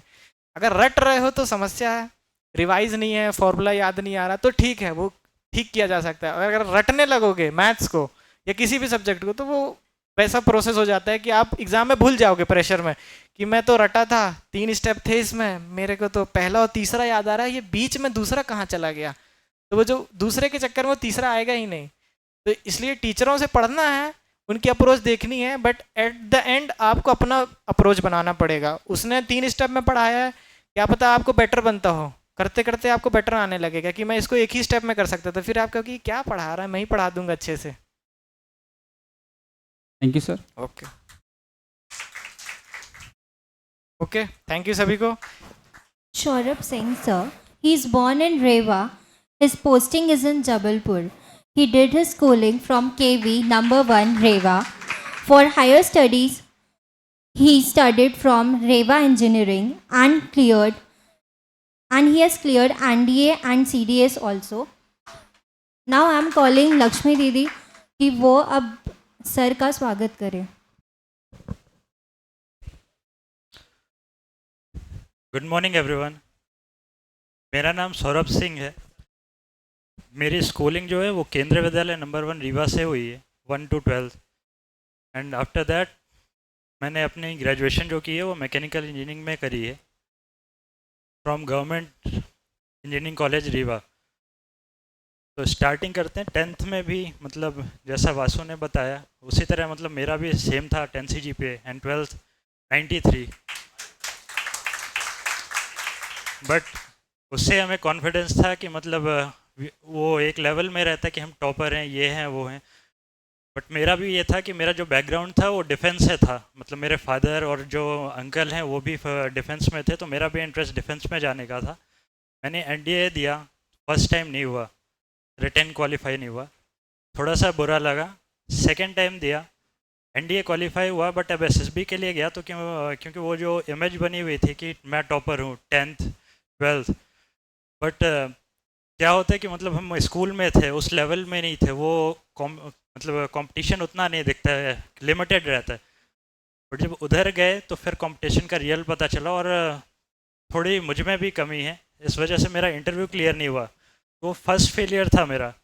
अगेन मैं फिर से ज़ीरो से स्टार्ट किया, फिर एनडीए दिया, फिर इंटरव्यू में गया। लगातार मैं 3 एसएसबी आउट होने के बाद फिर से मेरे को अब डिसाइड हो गया कि अभी इधर मेरा क्लियर नहीं हो पा रहा है, तो मैं अब स्विच करना चाहूँगा डिफरेंट एरिया की तरफ। तो यूपीएससी सीएपीएफ एसी दिया मैंने, वो भी क्लियर नहीं हुआ ना। उसके बाद मैंने एसएससी के तरफ आया, तो एसएससी सीपीओ एग्ज़ाम कराता है, क्योंकि मेरा डिफेंस से रिलेटेड था, तो मुझे ये डेस्क जॉब नहीं चाहिए था। सीजीएल मुझे मजबूरी में आना पड़ा है। तो मतलब सीपीओ दिया, सीपीओ क्वालिफाई हुआ, बट उसमें भी कुछ प्रॉब्लम हुई, तो वो भी नहीं हुआ फाइनली। मतलब मेरिट में नहीं हुआ, एग्ज़ाम क्वालिफाई हुआ, सब कुछ हुआ, बट कुछ सिचुएशन ऐसी आ गई कि उसमें भी नहीं हुआ। वो मार्च 2024 की बात है, लास्ट ईयर। तो काफ़ी बुरा वो था, जैसे आप बोल रहे थे फेलियर वाला, वो इशू मतलब करीबन 1-2 महीने था। मतलब ऐसा हो गया कि वो डिफेंस जाना चाहता था, बट वो बार बार मेरे से वो दूर भाग रहा था। फाइनली मेरे पास अब, क्योंकि मैं ग्रेजुएशन मेरी 23 में कंप्लीट हुई, अब 24 मतलब 1 साल हो गया था। अब पेरेंट्स भी मतलब हम भी मिडिल क्लास से ही आते हैं, तो पेरेंट्स की उम्मीद होने लग जाती है, वो आपको एक नज़रिए से देखने लग जाते हैं कि भाई अब तो कुछ करेगा। तो फिर लास्ट ऑप्शन मेरे पास अब सीजीएल का ही बचा था, क्योंकि अब अगर सीजीएल नहीं होता तो फिर डेफिनेटली मुझे प्राइवेट सेक्टर में मूव करना पड़ जाता। सीजीएल में आते हैं तो सीजीएल की प्रिपरेशन के लिए मैंने एसएससी एज सच पहले से दे के रखा है। मैं मैथ्स बैकग्राउंड से हूँ, इंजीनियर हूँ, मैथ्स मेरा सही था, रीजनिंग भी सही थी। इंग्लिश, ऑल दो इंग्लिश मीडियम से हूँ, बट मेरे को इंग्लिश में उतना कॉन्फिडेंस नहीं आता था। और रहा जीएस, तो ऐसे जैसे वासु ने बता के गया कि उसका मैथ्स वीक था, जीएस स्ट्रॉन्ग था। आवाज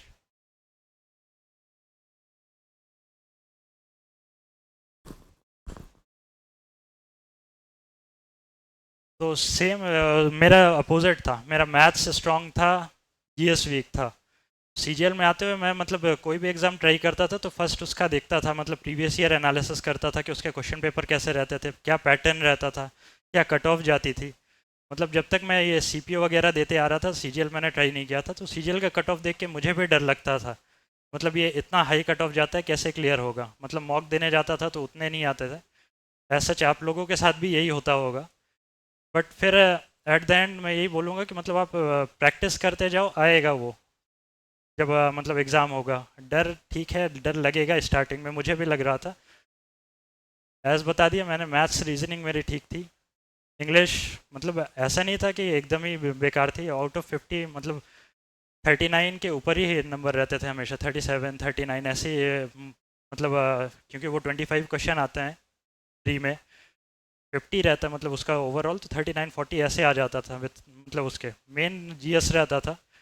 जीएस का मैंने एनडीए सीडीएस दिया था, तो उससे थोड़ा बिल्डअप हो गया था मेरा। बाकी एसएससी ओरिएंटेड के लिए, जैसे इसमें डांस का, कल्चर का, ये सब का भी पूछता है, तो उसके लिए फिर मैंने परमार एसएससी को वो किया था।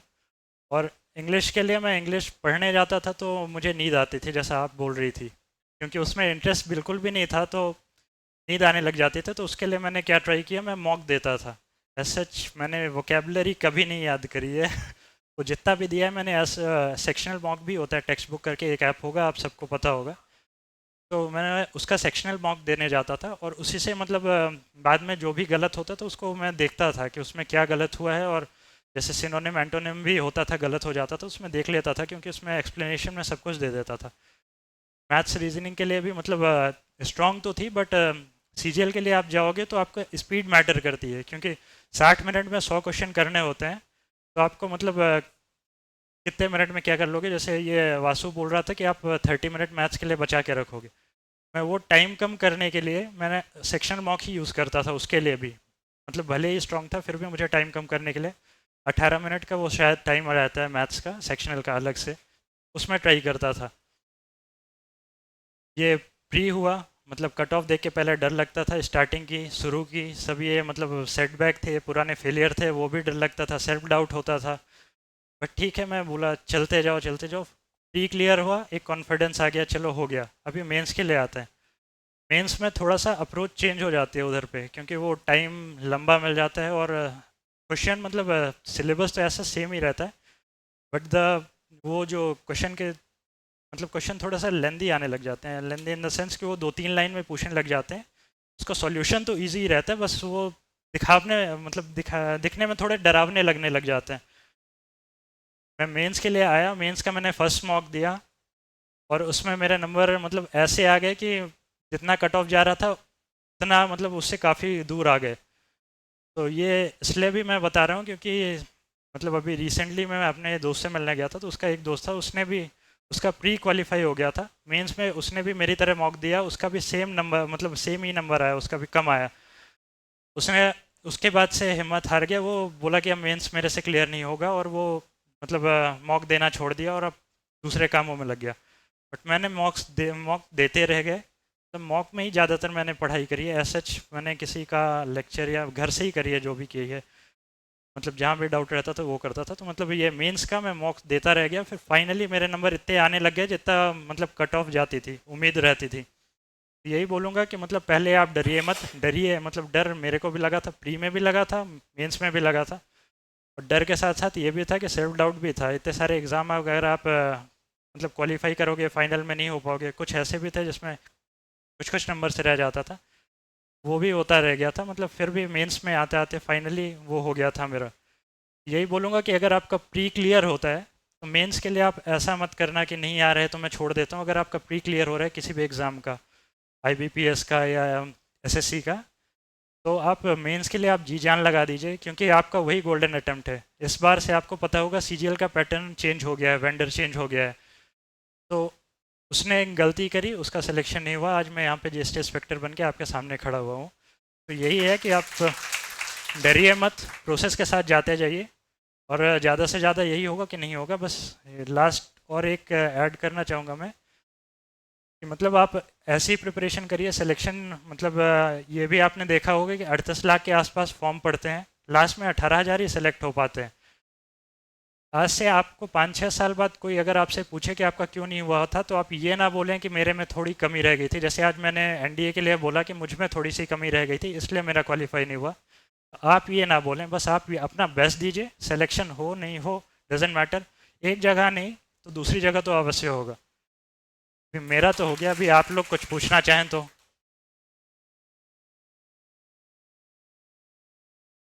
Good morning sir. सर मेरा परसों एग्ज़ाम है CGL का और मेरा अभी तक एडमिट कार्ड नहीं आया है, तो बता दीजिए उसके लिए कैसे, मतलब आज परसों ही है, आज आ जाएगा। नहीं वो तो आ जाएगा, वो शायद टेक्निकल इशू होगा क्योंकि वेंडर चेंज हो रहा है, बहुत सारी चीज़ें चल रही है एक साथ में। तो ये भी एग्ज़ाम सेंटर तो आ गया होगा ना, कहाँ मिल रहा है? सेंटर आ गया है, दुर्ग में है। बस वो मतलब प्लेस बस पता है कि दुर्ग में है, हाँ मतलब बट वही। वो कहाँ है वो नहीं। नहीं तो डेट भी पता है आपको? परसों ही है, तो आप फिर मतलब कल की थी लास्ट नाइट में बस। तो अभी हाँ आज आ सकता है आपका, या फिर अगर नहीं आया तो आप पहले से दुर्ग में बैठे रहो, उस दिन भी आता है तो चले जाना क्योंकि आपको प्लेस तो पता है ना, वैसे ज़्यादा दूर तो नहीं है। हाँ सामने मैं में भी ही है। रीवा से फर्स्ट देता था। शिफ्ट में ही है, फर्स्ट शिफ्ट में ही है, तो फिर आप फर्स्ट शिफ्ट में ही है, 9 बजे है। वैसे अगर आपका कोई दोस्त दिया हो तो सेंटर, क्योंकि ये सेम ही होगा जहाँ तक है, तो हालांकि बिना एडमिट कार्ड को आपको अलाउ नहीं करेंगे वो, लेकिन ठीक है वो आ जाएगा। हाँ सर।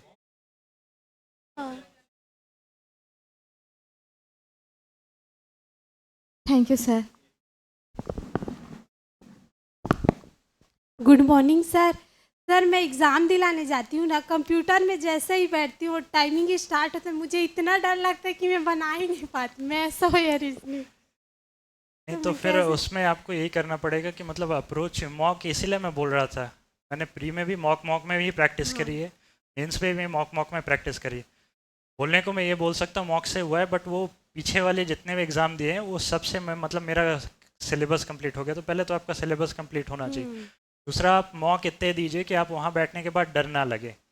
सर मैं यहाँ बैठ के मॉक देती हूँ तो ऐसे ही बन जाते हैं, लेकिन वहाँ टाइम को जैसे ही देखती तो हूँ आप- एकदम मुझे बहुत घबराहट होती है। होता है, लेकिन आप टाइम ना देखें तो बेहतर रहेगा। सर तो और मतलब टाइम ना देखें तो बेहतर रहेगा। और जो सेक्शनल, इसीलिए मैं बोल रहा था, आप सेक्शनल देंगे तो आपका कॉन्फिडेंस आएगा कि आप 18 मिनट में कितने क्वेश्चन कर पाते हो सबके, तो उस हिसाब से आपका फिर इम्प्रूवमेंट हो जाएगा।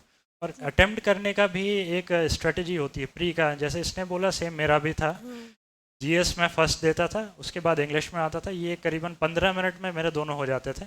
इसके बाद रीजनिंग में आता था, रीजनिंग भी मेरी ठीक थी। मैं जानबूझ के मैथ्स के लिए, ऑल तो मैं मैथ्स ही बैकग्राउंड से हूँ, लेकिन फिर भी मैं मैथ्स के लिए ज़्यादा टाइम बचा के रखता था। तो उसमें मतलब आप उस बैकग्राउंड से हो, आपसे क्वेश्चन ना बने तो ईगो में आ जाता था। आपका टाइम का था, मेरा ईगो का था, क्यों नहीं बन रहा है ये, तो मैं उसी में उलझा रह जाता था, तो बाकी के क्वेश्चन रह जाते थे मेरे। वही फिर मॉक से आपको ये भी पता चल जाता है कि आपको किस क्वेश्चन में फंसना है, किस में नहीं फंसना है, किसको इग्नोर करना है एकदम से ही। वही आप मॉक दीजिए, टाइम उसी से बचेगा। आप मतलब ये स्ट्रेटेजी से जाइए कि मतलब जो भी है आपका, मैं जीएस इंग्लिश कर लेता था, मैथ्स के लिए बचाता था, टाइम मत देखिए, उससे मूव करते रहिए। टाइम देख भी रही हैं तो दो मतलब सेक्शन करने के बाद देखिए, हर क्वेश्चन के बाद मत देखिए। मैं वैसे देखते रहती हूँ, एक क्वेश्चन बनता ही इतना, अरे इतना टाइम ले ली मेरे से नहीं होगा करके। नहीं तो आप एक बार क्वेश्चन पढ़िए, उसके बाद स्किप करके आगे, मतलब अगर बन रहा है तो ठीक है, नहीं बन रहा है तो स्किप करके। मैं 15 मिनट में करता था, तो ऐसा जरूरी नहीं है जीएस के मैंने सारे क्वेश्चन ही अटेम्प्ट करके रखे हैं। जो बन रहा है ठीक है, नहीं बन रहा है तो फिर मैं वापस आऊँगा, मेरे पास टाइम बचेगा। वही मॉक कर करके मेरे से ये हुआ कि मेंस में भी और प्री में भी मैं मतलब 2 मिनट 3 मिनट इतना बचा लेता था कि मैं वापस आके देख सकूँ उस चीज़ों को। Sir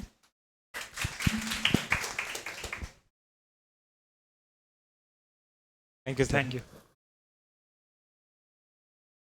Shubham Singh, sir. He is born in Unnao, Uttar Pradesh, posting Jabalpur, Chhindwara division. Education, schooling and college from Unnao, got selected in Air Force, served in different posts in GST, Department Odisha and tax assistant in Income Tax Delhi. Now I am requesting Anamika Didi to welcome our guest.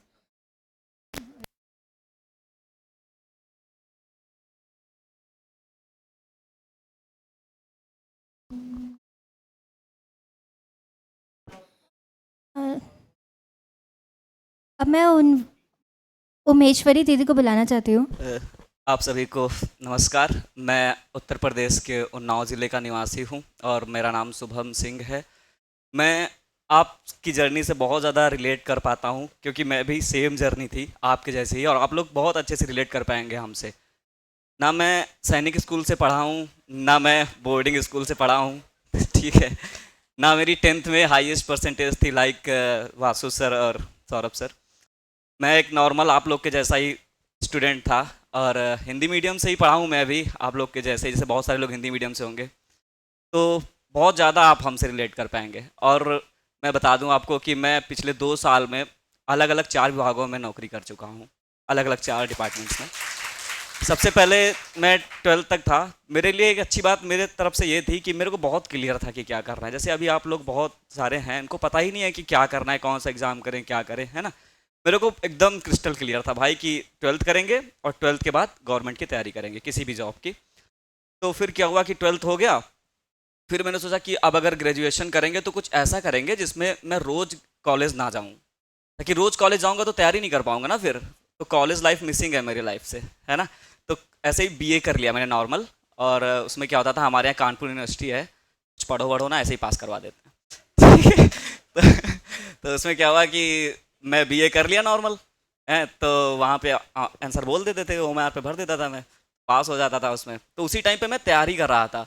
तो 12th मेरा 2019 में हुआ, फिर मैं air force का ऐसे paper दे दिया। मेरे को क्या था कि मेरे बचपन में दोनों हाथ टूट गए थे, तो मेरे को लगता था कि मैं तो मेडिकल अनफिट ही हूँ, तो मेरा एयरफोर्स तो होना नहीं है। लेकिन फिर मैं कहता चलो भर के देखते हैं क्या है ना। तो एयरफोर्स का मैंने फॉर्म अप्लाई किया और ऐसे ही देने गया, तो मेरा हो गया उसमें वाई ग्रुप में।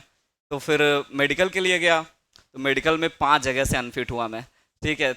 बहुत सारी प्रॉब्लम थी, जैसे कि ये ECG होता है पॉइंट, वो सारे हुए। हाँ, हाथ का था, और फिर उसके बाद री मेडिकल हुआ मेरा गोरखपुर में, और वो पांचों मेडिकल मेरे पॉइंट जो थे वो टूट गए, मैं फिट हो गया, मतलब सिलेक्ट हो गया 248 रैंक के साथ। तो फिर क्या हुआ कि उधर अग्निवीर आ गया और कैंसिल कर दिया मेरा तो वो नौकरी चली गई। तो हमने क्या करा था कि भाई सिलेक्ट हो गए तो गांव में लड्डू बंटवा दिया था तो कि भाई पहली नौकरी है ना, तो सबको लग रहा कि, और एक बात और बताऊं कि मेरे मम्मी पापा दोनों बिल्कुल नहीं पढ़े लिखे हैं, बिल्कुल मतलब अनपढ़ बोलते हैं जिसको, तो वो दोनों अपना नाम नहीं लिख पाते हैं, और मैं अपने गांव में पहला हूं जो किसी गवर्नमेंट जॉब में हूँ, कोई गवर्नमेंट जॉब में नहीं है। तो हमारी जर्नी थोड़ा सा अलग रही है, थोड़ा मतलब ऐसा नहीं है कि सब कुछ मिल गया करा कर आया, भाई पापा एडमिशन करवा दिए सैनिक में अच्छा तो ऐसा नहीं हुआ, फिर नहीं मिला हमको ऐसा, तो हिंदी मीडियम से ही पढ़ना था क्योंकि इंग्लिश मीडियम के बारे में भी इतना पता नहीं था। तो हो गया फिर उधर, उसके बाद फिर क्या हो कि उधर नहीं हुआ, तो थोड़ा मैं तो पढ़ाई लिखाई भी छोड़ चुका था, मेरे एयरफोर्स में हो जाएगा, अब कौन वहाँ पढ़ने देगा, वहाँ तो काम करना पड़ेगा। तो फिर वहाँ चला गया ऐसे ही। फिर मैं दोबारा से स्टार्ट किया सीजीएल की तैयारी। तो सीजीएल 2022 मेरा फर्स्ट अटेम्प्ट था, उसमें प्रीलिम्स हुआ, बढ़िया नंबर थे प्रीलिम्स में, लेकिन फिर मेंस में नहीं हो पाया मैं।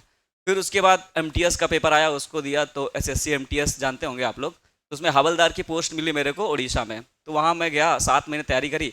फिर वहीं रहते रहते मैंने तैयारी करी, जैसे बोले ना जॉब के साथ कैसे तैयारी करते हैं, तो जॉब के साथ तैयारी कर सकते हो बहुत आसानी से, इसे बताया वासु भाई ने, बिल्कुल आसान है, ठीक है, बस थोड़ा सा आपको जो लिमिटेड टाइम मिला हुआ है उसको यूज करना आना चाहिए। और जॉब करके करोगे ना तो आपके अंदर एक स्वाभिमान की भावना रहेगी कि देखो लोग ऐसे नहीं कर पा रहे हैं, हम तो जॉब करके भी कर ले रहे हैं, है ना। तो फिर मैं हवलदार रहते हुए भी वहाँ पे काम था भाई, प्रोटोकॉल ड्यूटी करनी थी, और उसके अलावा गेट पे बैठना था कि कमिश्नर सर आ रहे हैं तो बेल कोई बजा रहे हैं तो जाओ एंट्री करो, लोगों को मिलवाओ उनसे, तो ये सब करवाता था मैं।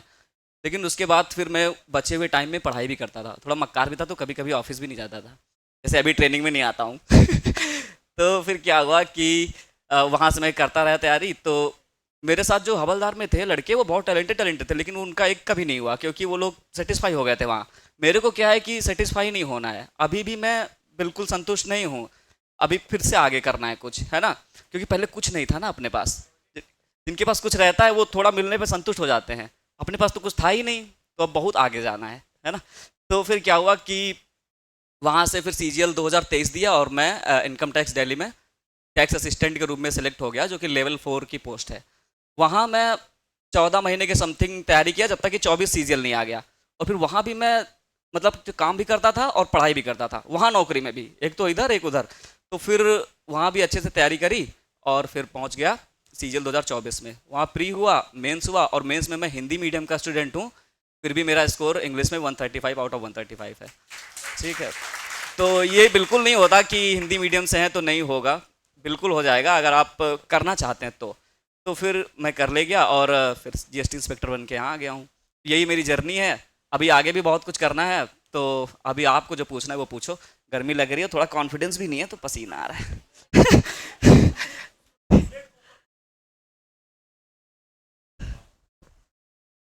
तो अभी पूछ लीजिए जो जिसको पूछना है, अगर हो गए हो तो फिर कोई बात नहीं सारे डाउट्स क्लियर है क्या?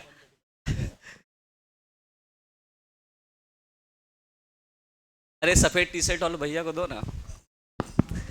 Good morning sir. Good morning sir, जैसा कि आपने अभी बताया कॉलेज के साथ मैनेज नहीं हो पाएगा। हाँ। तो सर अगर कॉलेज के साथ साथ मैनेज करना है तो आपके हिसाब से टाइम मैनेजमेंट कैसा होना चाहिए? ये मेरा एक्सेप्शन था ना भाई, मैं कॉलेज के बिना किया हूँ, बाकी सारे तो कॉलेज के साथ करते हैं, तो कॉलेज के साथ कर लेंगे आप। टाइम मैनेजमेंट वैसे ही है जैसे मैं कॉलेज के साथ नहीं करा लेकिन मैं जॉब के साथ करा ना, तो टाइम वैसे ही मैनेज करना है जैसे जॉब के साथ मैं मैनेज करता था, सेम आपको कॉलेज के साथ करना है। बचे हुए टाइम को जितना इफेक्टिवली यूज कर पा रहे हो उसको करो।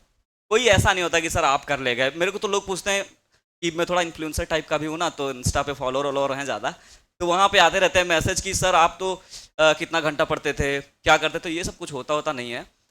इतना घंटा पढ़ने से कुछ नहीं होता, बात यह है कि आपको क्या नहीं आता है, आपका कौन सा सब्जेक्ट कमज़ोर है, उस पर आप कैसे टाइम दे रहे हो। मान लो आपने सोचा था कि 1 घंटे में हम 100 ईडीएम करेंगे, ठीक है, तो अब आप क्या 80 ईडीएम हुए तो क्या आप चले जाओगे? 1 घंटा हो गया है तो नहीं जाओगे, है ना। आपको तो है भाई 100 करना है, तो टास्क वाइज पढ़ो ना कि टाइम वाइज। ऐसा नहीं है कि सब्जेक्ट को टाइम दे देना, इतना टाइम देना है, इतना ही टाइम पढ़ना है, बस ऐसा कुछ नहीं होता। आपको जो पढ़ना है वो पढ़ो, कितना टाइम लग रहा है, वो कमज़ोर है इसलिए टाइम लग रहा है ना। तो टाइम की वैल्यू ये नहीं है कि टाइम नहीं देखते हैं, लेकिन जो तुम्हारा टास्क है वो कंप्लीट होना चाहिए, डजेंट मैटर कितना टाइम लग रहा है इसमें, है ना। तो टाइम का इतना कुछ नहीं है। और एक बात और कि मॉक का जो है ना, मॉक पहले सिलेबस कंप्लीट करने के बाद देने हैं, ठीक है। और मेरा सवाल ये था कि आप इंग्लिश में 135 नंबर पूरा लाए, पूरा हाँ, पूरा इजी था तो वो इजी कैसे पहुँचे उतना इजी बनाने के लिए आप वो बताइए। और अभी के सीजीएल 2024 का मेंस था, उसमें भी 120 नंबर थे, उसमें 135 नहीं थे। तो उसके बाद क्या हुआ कि मेरा भले ही हिंदी मीडियम था, लेकिन मेरा इंग्लिश पढ़ने में, जैसे ये लोग बोले कि पहले जीएस अटेम्प्ट करते थे, मैं पहले इंग्लिश करता था, है ना। तो मेरा इंग्लिश में एक इंटरेस्ट था कि इंग्लिश बोलना नहीं आता है, पढ़ना बहुत अच्छा आता था, शुरू से पढ़ता था। एकेडमिक में इंग्लिश सब्जेक्ट जो होता है वो अच्छा था, बेसिक्स बहुत अच्छे थे, जैसे नाउन प्रोनाउन ये सब, है ना। तो हो गया उधर से पढ़ के, है ना। कॉम्प्रिहेंशन पार्ट थोड़ा कमज़ोर था, तो उसके लिए मैं बताऊंगा कि एक इंग्लिश माध्यम चैनल है टेलीग्राम पे, उसका जो पैसेजेस वो जो देते हैं एडिटोरियल, वो पढ़ो, वो बहुत ज़्यादा बेनिफिशियल है इंग्लिश माध्यम का। हाँ, बाकी तो सब बता ही चुके हैं, सेम सोर्सेज रहते हैं, डिपेंड करता है कि आप कैसे पढ़ रहे हो, बस सोर्स सब सेम है, जिसको पढ़ना है वो पढ़ लेता है। सर एक और सवाल था सर, हाँ। अभी क्योंकि नया जो वेंडर भी आ गए हैं तो उस अपेक्षा में आप क्या बोलेंगे, क्योंकि थोड़ा पैटर्न भी चेंज कर दिए हैं और आए दिन आए कैंसिल हो रहे हैं पेपर, उसके लिए आप क्या बोलेंगे? ये तो देखो, ये सही तो नहीं हो रहा है, लेकिन अपन कुछ कर नहीं सकते ना, तो क्यों सोचना उसको, है ना। जो कर सकते हो वो करो, वेंडर पेंडर कुछ नहीं है, ठीक है। पढ़ो कस के, दम लगा के, और जो सोचो कि अच्छा इस वेंडर में ये 2-4 टॉपिक नए आ गए हैं, तो वो टॉपिक तैयार कर लो जो अपने हाथ में है। अब वेंडर को थोड़ी ना मारने लग जाओगे वो तो चला गया, वो तो जो आ गया भाई आ गया, ठीक है। तो सिचुएशन के हिसाब से खुद को हम लोग को करना पड़ेगा ट्रांसफॉर्म, है ना। वो हमारे हिसाब से नहीं बदलेगी सिचुएशन, है ना। वो तो जितनी वैकेंसी है उतना होना ही है। मेरा तो 2023 में कोर्ट केस चल रहा था, तो क्या करता, मेरे को तो डर भी लग रहा था कि कहीं एयरफोर्स जैसा इसमें भी ना नप जाऊं, हैं। तो लेकिन फिर हो गया। Good morning sir. Good morning sir, मैं क्लास में टेस्ट दिलाती हूँ, उसमें सबसे ज़्यादा नंबर आ जाता है क्लास में। हाँ। लेकिन मैं एग्ज़ाम दिलाने जाती हूँ, वहाँ मैं एकदम डर जाती हूँ, मेरे हाँ। से एक क्वेश्चन ही नहीं बनता। तो वो एंग्जाइटी के चलते होता है, तो बहुत लोगों को होता है ना। तो उसमें क्या होता है कि जैसे अभी क्लास में आप बढ़िया परफॉर्म कर रहे हो, कोई प्रेशर नहीं है, कुछ नहीं है, वहाँ जाओगे तो ए पे दबा रहे हो, सी पे क्लिक हो रहा है ना। तो बहुत ज़्यादा ट्रेम्बलिंग होती है हाथ में हम लोग को भी होती है, सबको होती है। सिलेक्शन होने के बाद सबको लगता है कि सब आसान था, लेकिन बहुत कठिन होता है। तो उसके लिए क्या करना है, आप जैसे कोई सा भी एग्ज़ाम दे दो, जैसे जिसके लिए एलिजिबल भी नहीं हो वो भी दे दो, तो एग्ज़ाम में देने जाओगे ना, तो आपका एक कॉन्फिडेंस बूस्टअप हो जाएगा। जैसे पहला जो मैं एग्ज़ाम दिया था उतना डरा था, उससे बहुत कम डरा था जो जिसमें मैं सिलेक्ट हुआ हूँ। क्यों? क्योंकि पहले जैसे CDS दिया है ना, और ये FCAT दिया, ये सारे एग्ज़ाम दिए तो क्वालिफाई भी हुए। तो उसमें क्या हुआ कि मैं बहुत ज़्यादा प्रेशर में था, है। और ये मान के चलो होएगा तो ठीक है, नहीं होएगा तो ठीक है, हम मेहनत करते रहेंगे बस। ऐसा नहीं है कि अब तो नहीं होएगा तो अब क्या होगा, फिर नहीं होएगा, है ना। तो ऐसे मान के चलो कि हम अपना मेहनत करते रहेंगे और हो जाएगा तो ठीक है, मतलब मन में सोचना है कि होना चाहिए ऐसा। हाँ, एग्जाम ऐसे एग्जाम देते रहो, एग्जाम देते रहना। मैंने इतने एग्जाम दिए थे कि वहाँ के इन्विजिलेटर मुझे पहचाने लगे थे TCS सेंटर के, कि ये आता ही रहता है, हर हफ्ते आता रहता है। एग्जाम को मॉक बना लिया था बहुत बढ़िया sir. Good morning sir. Good morning sir, मेरा क्वेश्चन ये है कि जैसे फैमिली प्रेशर रहता है, हाँ। कि ये एग्ज़ाम दिलाए हो अभी तक क्लियर नहीं हुआ, ये एग्ज़ाम दिलाए हो अभी तक क्लियर नहीं हुआ, क्या करोगे, कैसे करोगे? तो सर वो जो फैमिली प्रेशर रहता है उसको आप कैसे हैंडल करोगे? हाँ, फैमिली प्रेशर देखो, तो सबसे पहले क्या है कि आप ज़्यादा मत बताया करो घर में कि मम्मी ये एग्ज़ाम देना है, पापा ये एग्ज़ाम देना है, ठीक है।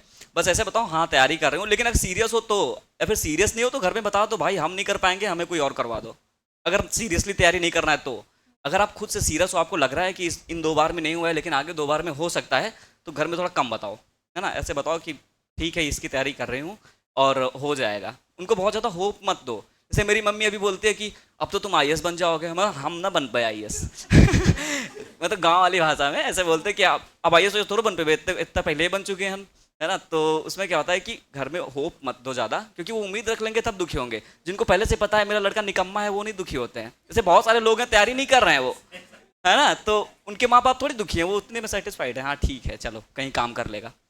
लेकिन आप जब होप दे दोगे मम्मी मैं तो बहुत अच्छी तैयारी कर रही हूँ, इस बार मैं हो जाऊँगी, तो मम्मी को लगेगा हाँ हो जाएगी इस बारी, और फिर आप नहीं होंगे तो उनको दुख होगा। ऐसा नहीं कि वो खराब कह रहे हैं, आपको प्रेशर थोड़ी दे रहे हैं, कोई अपने बच्चे को प्रेशर थोड़ी देता है, वो तो एक उम्मीद रख लिए हैं आपसे कि आप ऐसा कर पाना, है ना। लेकिन आप नहीं कर पा रहे हो तो बिना मतलब की उम्मीद मत देना मम्मी पापा को, ये है बस। Thank you sir. Thank you.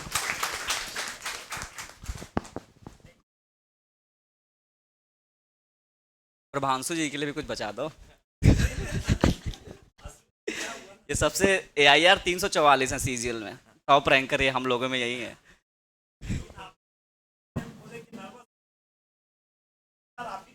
अच्छा। Good morning sir. Good morning. Sir मेरा क्वेश्चन ये है कि अभी मेरा एग्ज़ाम है, हाँ, परसों ही पता चल पता गया। चल ही गया होगा आपको। हाँ एडमिट तो कार्ड नहीं आ रहा है? नहीं आ हो बने तो देखिएगा एडमिट कार्ड हाँ, के हाँ, लिए। अच्छा क्या है इसमें, मैं बताना चाह रहा था वहाँ से लेकिन आप ध्यान ही नहीं दे रही थी। मैं ये कह रहा हूँ कि आप बार बार चेक करते रहिए उसको, है ना। एक बार रात में 12-1 बजे किसी दोस्त को बता दो, आप सोना, उसको बता दो कि भाई चेक कर लेगा वो, कि अगर आ रहा है कोई तो हो सकता है रात में बढ़िया चलती है साइट तो आ जाए, तो फिर आप उसमें निकाल लेना। अभी चेक करी नहीं आया आप भी अच्छा, तो हो सकता है अभी आ जाएगा ना, अब 1 साल पहले थोड़ी आएगा। आप क्वेश्चन बता दीजिए। सर तो मेरा क्वेश्चन ये है कि मैं अभी अच्छे से मतलब मेरी प्रिपरेशन पूरी तरीके से नहीं हुई है। हाँ। और मैं अभी यहाँ हूँ, लेकिन यहाँ रीजनिंग हो गई है, सिलेबस हुआ है, बट मेरा पूरा नहीं हुआ है। मैं क्वेश्चन थोड़ा समझिएगा, बहुत लंबा है। अच्छा अच्छा। तो सर सुनिए, इंग्लिश तो मेरी तौबा तौबा है। हाँ हाँ। फिलहाल मैं ग्रेजुएशन हो गया है, लेकिन वहाँ भी हम लोग इंग्लिश हिंदी, एक्चुअल में मैं भी खुद BSc वाली हूँ, साइंस वाली मैं खुद हूँ। और क्या हुआ ना कि मैथ्स में 10th में मेरी बहुत अच्छी थी, 100 में 98 आए थे। लेकिन क्या हुआ ना कि वो फार्मूला बेसिस पे वहाँ प्रिपरेशन बहुत अच्छी थी। फिर आई हमारी कोरोना, जिससे हमारा माइंड हो गया नील, पूरा 0 सन्नाटा। तो मैंने क्या ले लिया, साइंस। क्यों, मुझे लगा कि वो स्ट्रीम अच्छी होगी, गवर्नमेंट जॉब के बारे में पता नहीं था। फिर मैं कब ग्रेजुएशन हो गई मेरी BSc में कंप्लीट, फिर मैं आई इसी स्ट्रीम में आई, गवर्नमेंट में ही। लेकिन मैथ्स जो है बोलते हैं कि NCERT बेसिस पे है, बोलने का बोलते हैं, और बोलते हैं कि 10th 9th 10th जैसा है ना उसी से है। एक्चुअल में मैं बताऊँ तो मैं 9th 10th फार्मूला बेसिस पे पूरा पढ़ी हूँ, पूरा बहुत अच्छे से था। लेकिन यहाँ आने के बाद दोबारा क्या हुआ कि पता चलता है कि वो ट्रिक से होता है, और वो जो फार्मूला है मेरे को बहुत अलग लगता है। अच्छा। और समझ नहीं आता, और मैं पूरा जो 10th में जो था मेरा मैथ्स में, अब वो लगता है कि मेरा 10% या 5% कैसा लग रहा है नॉलेज। सभी का उतना ही। अभी आंसर दो। हाँ, तो एडवाइस चाहिए था कि मेरा अभी क्या बोलते हैं परसों एग्ज़ाम है, और टाइमिंग मेरे पास मैं बता सकती हूँ कि मैं दिन में 2 घंटे या 4 घंटे बस दे पाऊँगी। नाइट में जब बोलोगे मैं पूरा एनी टाइम दे सकती हूँ। अच्छा, लेकिन बस एडवाइस चाहिए कि मैं 2 दिन में कैसे प्रिपरेशन करूँ। ठीक है ठीक है। अभी आपके पास 2 दिन है ना। मैं अगर होता आपकी जगह पे तो क्या करता, मैं सेम बता दे रहा हूँ आपको। ठीक है, जैसे 2 दिन है तो अभी आप क्या करो, एक गगन प्रताप सर की या फिर किसी भी सर की एक कॉन्सेप्ट्स की एक बुक आती है, जैसे ब्रह्मास्त्र आदित्य रंजन सर की आती थी, फार्मूला बुक आती थी, उनमें कभी पढ़ा नहीं तो इतना याद नहीं है। और कॉन्सेप्ट किंग आती है गगन प्रताप सर की। उसमें क्या है कि सारे जितने भी टॉपिक्स हैं, ट्रिग्नोमेट्री, अलजेब्रा, ये ज्योमेट्री है ना, और जितने भी अरिथमेटिक के टॉपिक्स हैं, सबके कॉन्सेप्ट्स दे रखे हैं। तो आप बहुत ज़्यादा क्वेश्चंस तो अभी सॉल्व नहीं कर सकती, तो आप क्या करो कि टॉपिक 1 से टॉपिक 23-24 जितने भी हैं सबके वो कॉन्सेप्ट्स नोट कर लो। मतलब नोट तो हैं, उनको रिवाइज कर लो एक बारी। ठीक है, कॉन्सेप्ट रिवाइज करने, क्वेश्चंस नहीं लगाने। ठीक है, तो उसके बाद क्या होगा कि तुम परसों देखोगे कि भाई बहुत सारे क्वेश्चंस उन्हीं कॉन्सेप्ट्स में से फंस जा रहे हैं। कि आपने रिवीजन कर लिया ना, ताज़ा ताज़ा रिवीजन हो गया है। आपने पहले कभी अपोलोनियस थ्योरम पढ़ा होगा तो आपको इतना याद नहीं है।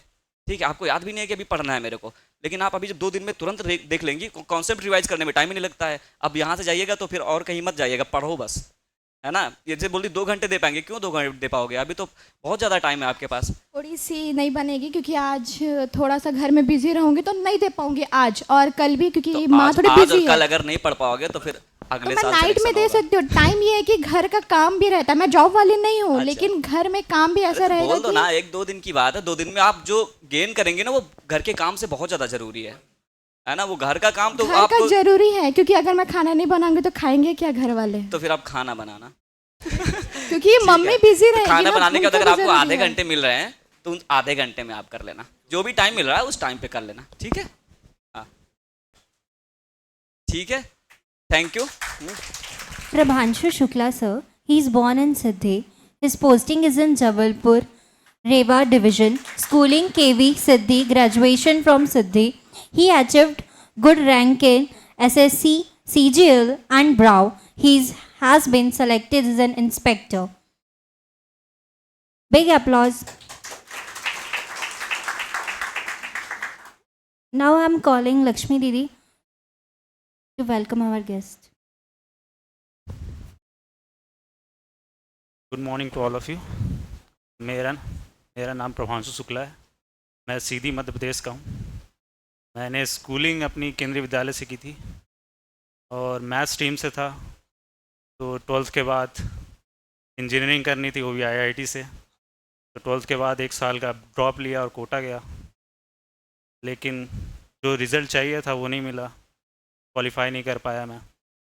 तो फिर मैंने प्राइवेट कॉलेज में एडमिशन लिया इंजीनियरिंग के लिए, लेकिन तबीयत ख़राब होने की वजह से मैं वो भी नहीं कर पाया, लौट आया। उसके बाद मैंने BCA किया 1 साल, लेकिन उसमें भी किसी वजह से छोड़ना पड़ा मेरे को। फिर मतलब कॉन्फिडेंस लो था मेरा और समझ में नहीं आ रहा था क्या करना है। तो फिर मैंने सोचा कि अब गवर्नमेंट एग्ज़ाम का ही ट्राई करना पड़ेगा। तो उसके लिए मैंने फिर BA किया और उसके साथ साथ UPSC की प्रिपरेशन की, लेकिन उसमें भी फेलियर हुआ। उसमें 2 अटैम्प्ट दिए मैंने, लेकिन क्लियर नहीं कर पाया। तो फिर उसके लिए अल्टरनेटिव चूज़ देखा, उसमें बैंक और SSC सही लगा। पहले बैंक में ट्राई किया मैंने और साथ साथ SSC की प्रिपरेशन की। पहले बैंक के दिया, उसमें रिज़ल्ट नहीं आया सही। फिर SSC में ट्राई करता रहा मैं। थोड़ा मेरे स्टेज फियर है तो थोड़ा चीज़ें।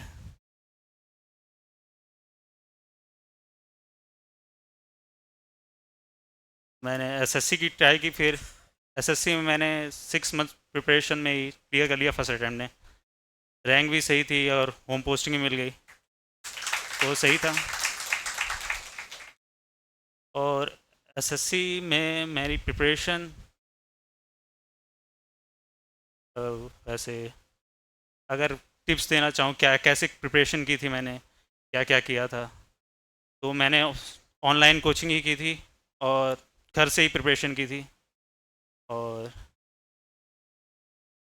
इंग्लिश वोकेबलरी जैसे शेड्यूल रहता था मेरा पहले कि इंग्लिश की सुबह सुबह मैं 3 घंटे इंग्लिश देता था, फिर रीजनिंग करता था, फिर लंच ब्रेक के बाद मॉक देता था। एक डेली रूटीन था मेरा कि एक मॉक देना है। मॉक की इम्पोर्टेंस बहुत होती है इसमें, अपना टाइमिंग सही करने के लिए, कहाँ कहाँ किस सेक्शन में कितना टाइम देना है। और फिर उसके बाद मैं मैथ्स देता था 4 घंटे, क्योंकि उसमें ज़्यादा टाइम लगता है उसमें एक्यूरेसी बनाने के लिए, अपना टाइम मैनेजमेंट करने के लिए। फिर रात को मैं GK GS करता था 2 घंटे। और मैं बताना चाहूँ किस किस से मैंने पढ़ाई की है। मैथ्स में मैंने अवधेश दीक्षित सर से की है, जो अभी उनका अलग से ऐप है जो पेड ऐप है। और इंग्लिश मैंने रानी मैम से की है। और GK GS परमार सर ही मतलब बहुत अच्छे टीचर हैं उसके। और क्या बताएंगे, ऐसी प्रिपरेशन थी मेरी।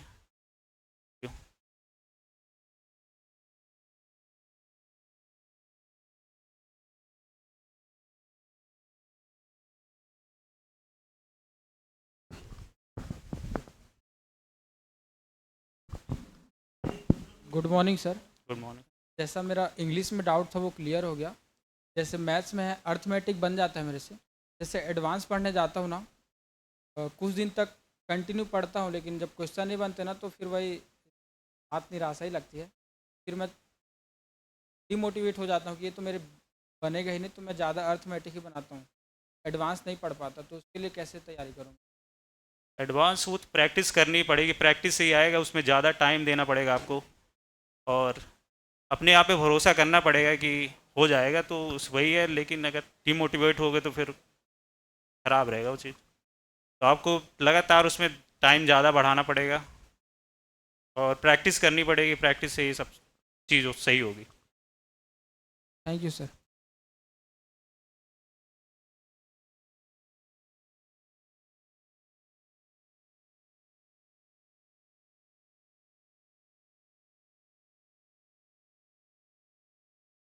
Good morning sir. Good morning. Sir time जैसे लेना पड़ता है स्टडी के लिए, तो तो कितना टाइम लेना पड़ेगा सर? क्या सॉरी? टाइम सर, टाइम इसमें टाइम स्टडी के लिए सर, जैसे 2 घंटा 3 घंटा या खुद का कैपेबिलिटी के हिसाब से कैसे लेते हैं सर स्टडी के लिए? हाँ अच्छा, हाँ उसमें आपको हर सब्जेक्ट के लिए हर हाँ। सेक्शन के लिए टाइम तो देना पड़ेगा।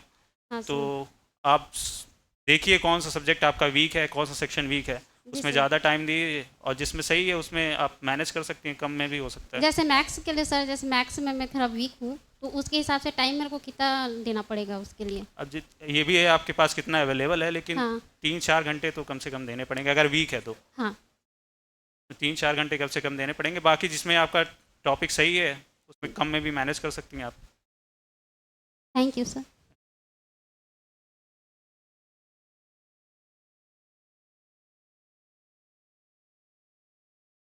Good morning sir.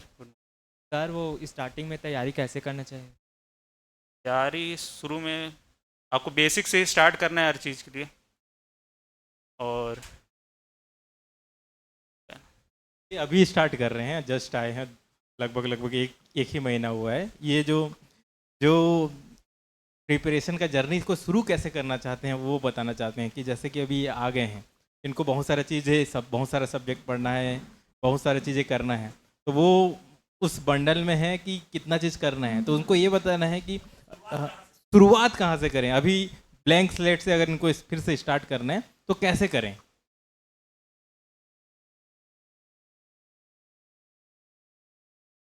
आपको देखना पहले तो टीचर्स कंफर्म कर लेने हैं, अब यहाँ पढ़ रहे हैं तो यहाँ तो होगा ही। तो और स्केड्यूल बनाना है सही, सबको हर सब्जेक्ट को सही टाइम देना है, वो तो क्लियर कर लेना है। और बाकी क्या कर सकते हैं? मैंने तो जो किया था, मैं तो वही टाइम स्केड्यूल के से चलता था, हर सब्जेक्ट को टाइम दिया हुआ था, और बेसिक से स्टार्ट करना है, शुरू स्टार्ट करना है। ठीक है। सबसे पहले तो मैं अभिषेक जी का थैंक यू बोलूँगा, क्योंकि अभिषेक जी से परिचय ऐसा है कि इन पांचों से मेरा परिचय एक ही साथ है। मैं इनको पढ़ाने के लिए, ट्रेनिंग देने के लिए मैं जाता था। वहाँ पर लगभग 40 बच्चे ट्रेनिंग में, जो अलग अलग जगह से, कोई नागपुर से आए हैं, कोई रायपुर से आए हैं, है ना। सब CGL 2024 में इन्होंने सिलेक्शन हो गया है ना। देखिए पढ़ा रहा हूँ, बताया कुछ बात, जो भी बात, अच्छी बात बताई, बुरी बात बताई, जो भी बात, उसमें ये भी बताया युवा के बारे में, युवा का सफ़र के बारे में बताया। उसमें से सिर्फ 40 में से सिर्फ एक बच्चा ऐसा था जो निकल के आया, बोला सर मैं इस चीज़ में मैं ये करना चाहता हूँ। जबकि वो सबसे बड़ी बात है, अगर ऐसा भी रहता कि रायपुर में उसकी पदस्थापना होती, यहाँ रायपुर में पोस्टिंग होती, तो एक बात थोड़ा ये भी है कि थोड़ा बॉस का हम चापलूसी कर रहे हैं, चमचागिरी कर रहे हैं, इस टाइप में। इनको मेरे से कोई काम नहीं है, कोई मतलब भी नहीं है। अब यहाँ से अगले महीने इन लोग सब विदाई हो जाएंगे, यहाँ से कोई रुकेंगे नहीं। उसके बाद भी अभिषेक का ट्रेनिंग हॉल से बाहर निकल के बाकी लोग सब अपने अपने जब ट्रेनिंग चले जा रहे हैं, उस तरह से यहाँ आके पूछना कि सर करेंगे। फिर उसके बाद एक दो सब, मैं बोला ठीक है संडे को इस संडे बैठते हैं। 2 संडे छूट भी गया तो मेरे को लगा बाकी लोग जैसे अभिषेक भी वैसे ही हैं, है ना, कि जैसे उन्होंने बोल दिया। लेकिन फिर अभिषेक का देखा सैटरडे को मैसेज आ गया शाम को कि भाई अरे 2 सप्ताह तो नहीं हो गया, हम लोग इस सप्ताह कर सकते हैं। जबकि सही मायने में इस सप्ताह इन लोगों का कहीं भी नहीं था। इस सप्ताह हमारा शेड्यूल था। आज आप लोग सभी को पता है, आज 14 सितंबर हिंदी दिवस मनाया जाता है ना। देश के सबसे बड़े साहित्यकार जो हैं हमारे यहाँ पर, गिरीश पंकज जी, उनको मैं आमंत्रित किया हुआ था आने के लिए। फिर आनंद फानन में शनिवार रात को ही उनको कैंसिल किया। मैं बोला हिंदी बाद में हम लोग कर लेंगे, लेकिन इनका आना जरूरी है, क्योंकि इनकी जो भावना थी, है ना दीजिए, क्यों, इसीलिए मैं बोला। देखिए आज संजोग देखिए ऐसा है कि 5 लोग आज आए हैं और हमारी हाथ में 5 उंगलियां होती है, और उसी तरह से 5 पांडव भी थे, ठीक है। और सभी ने, देखिए सभी लोग, पहले तो जो जैसे अभिषेक शुरू किए, उसके बाद वासु बताए, मेरा भी थोड़ा सा BP हाई होने लगा। कह रहे बाप रे, इन लोग सब तो टॉपर हैं और बच्चे तो रिलेट ही नहीं कर पाएंगे। कोई दिल्ली यूनिवर्सिटी से पढ़ रहे हैं, कोई कहीं से पढ़ रहे हैं, तो दिक्कत है। फिर अपने को जो है ना बचाने के लिए शुभम आ गए, तो उन्होंने स्टार्टिंग, चूंकि यूपी के हैं, ठेठ देसी, इसमें उन्होंने बताया, तो बच्चों को भी लगा नहीं नहीं अब हमारे बीच का कोई अपना है। मैं तो वही सोच रहा था, अगर शुभम अभी यहाँ इलेक्शन में खड़े हो जाते युवा का अध्यक्ष ही बन जाएंगे, चुनाव जीत जाएंगे, है ना। और देखिए सबसे बड़ी इन पांचों में सबसे जो टॉपर हैं वो प्रभांशु है। लेकिन देखिए उन्होंने जो है ना, मैं इसीलिए मेरे को बहुत अच्छा लगा कि आज का अंत बहुत अच्छा कार्यक्रम का हुआ कि इन्होंने जो बताया, इन्होंने बताया जो चीज करना चाह रहे थे, पहले 10th 12th के बाद IIT करना चाह रहे थे, कोटा गए, फेलियर हो गए, वहां से आए इंजीनियरिंग कॉलेज गए, वहां फेलियर हो गए, फिर BCA किए, वो फेलियर हो गया। ऐसे में अगर कोई आप लोगों में से कोई होता तो क्या करता, हमसे ना हो पाएगा करके आप छोड़ देते, है ना, छोड़ ही देते। और सोचिए कि वक्त का कैसा करवट कि जो है ये कहाँ आज मैंने इन पांचों में टॉपर है प्रभांशु जी। तो ये क्या है, आज हम लोग ये पांचों जो है क्या हमको यहाँ सिखा रहे हैं। और मैं जो है कल लिखा रात को 12 बजे, क्योंकि ऑफिस में बहुत ज़्यादा काम है, उसके बाद मेरे को समय मिला रात 12 बजे, क्योंकि घर ही लौटा मैं 11 साढ़े 11, 12 बजे मैं मैसेज किया। बहुत लोगों को कम दिखाई दिया होगा, लेकिन फिर भी मैं एक ही बात बोलना चाहता हूँ, ये जो टॉपर्स हैं क्या सिर्फ SSC के ही हैं क्या? थोड़ा सा मन में इंट्रोस्पेक्शन कीजिए मन में। वासु ने तो बैंक के बारे में भी बताया, जो बैंक भी इस तरह से करनी है कि आपको वहां पर SSC में तो आपको सब क्वेश्चन करना है, बैंक में आपको सिलेक्टेड करना है, क्योंकि आपको जल्दी से करना है 100 में प्रीलिम्स में क्वालिफाई करने के लिए, ताकि मेंस में आप जा पाए, है ना। और उसके बाद अगर थोड़ा सा आप आगे सोचें, सही मायने में इन पांचों ने हमको छात्र जीवन में कैसा हमारा व्यवहार, जीवन व्यवहार कैसा होना चाहिए वो चीज बताया। ये मैं बोला ना, वो लोग जो लोग आज क्लास में मान लीजिए जो PSC के स्टूडेंट हैं या बैंक के स्टूडेंट हैं, उन लोगों को लगा होगा अरे ये तो हमारा क्लास नहीं है। उससे बड़ी मूर्खता क्या होगी, है ना। और मैं बार बार जो क्वेश्चंस पूछने बोल रहा था, क्वेश्चंस जब हम पूछते हैं तो क्या होता है, हमारे अंदर जो है ना उस चीज के प्रति, है ना, उस चीज के प्रति संकल्प दृढ़ होता जाता है। आप जब खुद होकर खड़े होकर पूछते हो तो आपको क्या होता है, कल के दिन से वो गलती अब दोहराओगे नहीं।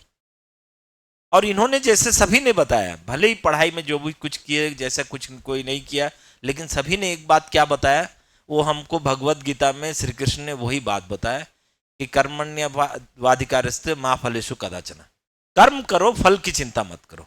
उन्होंने क्या बोला, उन्होंने बोला कि आप अपने सेटिस्फेक्शन लेवल तक, आपको जब सेटिस्फेक्शन हो जाए कि मेरा जो है मैंने इस चीज के लिए तैयारी अच्छे से की है, वही काफी है। दरअसल दिक्कत क्या होता है, हम लोगों को जो भी मैंने कॉम्पिटिटिव एग्जाम जो भी दिया है, उन बच्चों को, इनफैक्ट मैं भी अपना, जब भी मैं परीक्षा देने गया, मुझे परीक्षा दे के निकलते ही मेरे को मालूम चल जाता था इसमें मेरा सिलेक्शन होगा या फेलियर होगा। और ये मेरी नहीं, हर के साथ यही होता है, क्योंकि उनको दुनिया को आप धोखा दे सकते हो कि हम तो युवा में आ रहे थे, हम वहां पढ़ रहे थे, ये कर रहे थे, लेकिन कुछ फायदा नहीं है, क्योंकि आपको खुद अंतरात्मा से पता है कि हमने उस लायक तैयारी नहीं की। इसीलिए क्या है, इन्होंने क्या बोला कि आप अपने सेटिस्फेक्शन के तहत, कि आपको लगता है कि संतुष्ट, हम इतना पढ़ना चाहिए। अभी जैसे तृप्ति बोल रही थी, या इस तरह से बाद में हमारे बच्चे और भी क्लास में हैं कि जो तीजा होगा, राखी होगा, दिवाली होगा, होली होगा, हम सब मनाएंगे, है ना, हम अपने समय का जो है इस तरह से करेंगे। कहाँ से फिर आपका सिलेक्शन होगा? अभी जैसे तृप्ति भी बोल रही थी, घर में काम है, काम करना है, ये करना है, तो कैसे कैसे होगा बताइए, है ना। अगर आपको काम है, देखिए मेरा एक छोटा छोटे उदाहरण है मेरे पास। मेरा एक दोस्त था, प्राइवेट जॉब करता था, जैसे अभी बच्ची बोल रही थी मैं प्राइवेट जॉब करती हूँ, समय नहीं मिलता, कैसे करेंगे। प्राइवेट जॉब करता था, सुबह 8 से लेकर 5 बजे, शाम को आता था घर, नहा धो के फिर तैयार होकर शाम को फिर पढ़ने बैठता था। तब बाकी लोग क्या करते थे, वो बेसिकली इंजीनियरिंग किया हुआ था, तो वो रेलवे में जाना चाहता था लोको पायलट के रूप में। उसने क्या किया, बाकी लोग बोलते थे किसी दिन, अरे यार आज बागी 4 रिलीज हुआ है, टाइगर श्रॉफ का क्या एक्शन है, कैसा है, चलो चलते हैं।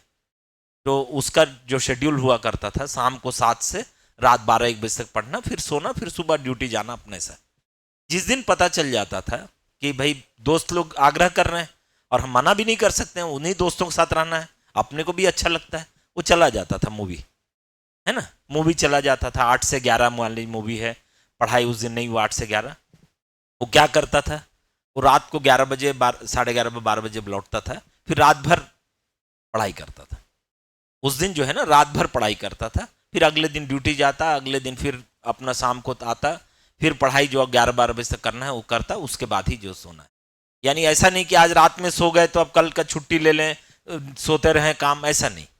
तो कहने का मतलब आप लोग सभी लोग यही सोचिए, आज के इन टॉपर्स जो हम लोगों के बीच में आए है ना, इनका अगर हम सच में सही मायने में इनका सही हम जो है ना आज थैंक्स नहीं से सोचिए, इन लोग भी घबरा गए होंगे कि उन लोग सोचे होंगे कि सर लोग कुछ हमको अच्छा यहाँ पर स्वागत होगा, वो सूत का माला ही है, वो इस टाइप का जो खराब नहीं होगा, बुके भी जो है इधर उधर बगान से तोड़ के, क्योंकि हम लोग संस्था उतने पैसा वाली नहीं है तो हम लोग बुके भी बच्चे लोग तोड़ ताड़ के लेके आके खुद से खुद बनाते हैं, है ना, इस तरह से। लेकिन तो क्या है, इनके हम अगर सच में इनको खुशी तब लगेगी जब इन लोग, तो चूंकि मेरे से तो जुड़े हुए हैं ये और अब आ गए हैं तो मेरे से और जुड़ा हो गया इनका।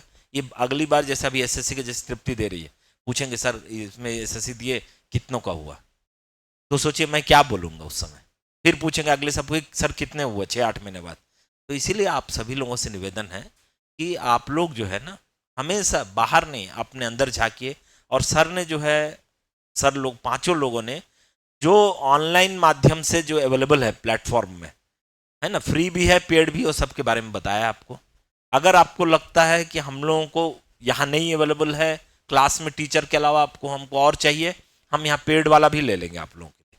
बस हम लोगों का और ये 5 सर का एक ही आप लोगों से आग्रह है कि आप लोगों को सिलेक्शन होना है, ठीक है, आप लोगों का सिलेक्शन ही। और आप लोगों की गुरुदक्षिणा इनके प्रति यही होगी कि आप लोग सिलेक्शन करके सर को फोन करके बताओगे सर आप लोग आए थे उस दिन, और उस दिन के बाद मेरे जीवन में परिवर्तन हुआ और मैंने सिलेक्शन किया।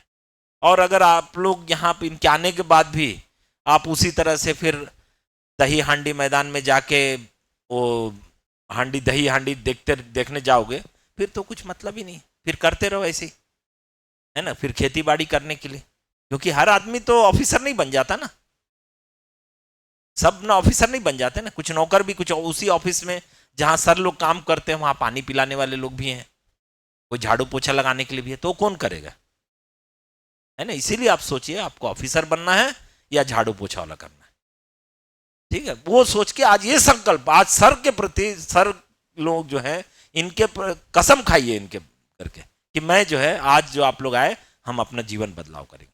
नहीं से सर लोग हम क्या दे पाएंगे, इन लोग भी बाकी लोग जैसे संडे को आराम से सोते, अब यंग है, सबसे बड़ी बात है नौकरी हो गया, कम से कम 1 लाख रुपए का लगभग सैलरी इनको मिल रहा महीने का, और ऊपर बैठे हैं जबलपुर वगैरह से आए हैं, इनका टीएडी भी मिल रहा है, 1 लाख रुपए से इनका हर महीना एसी रूम में बैठना है और इनको मिल रहा है।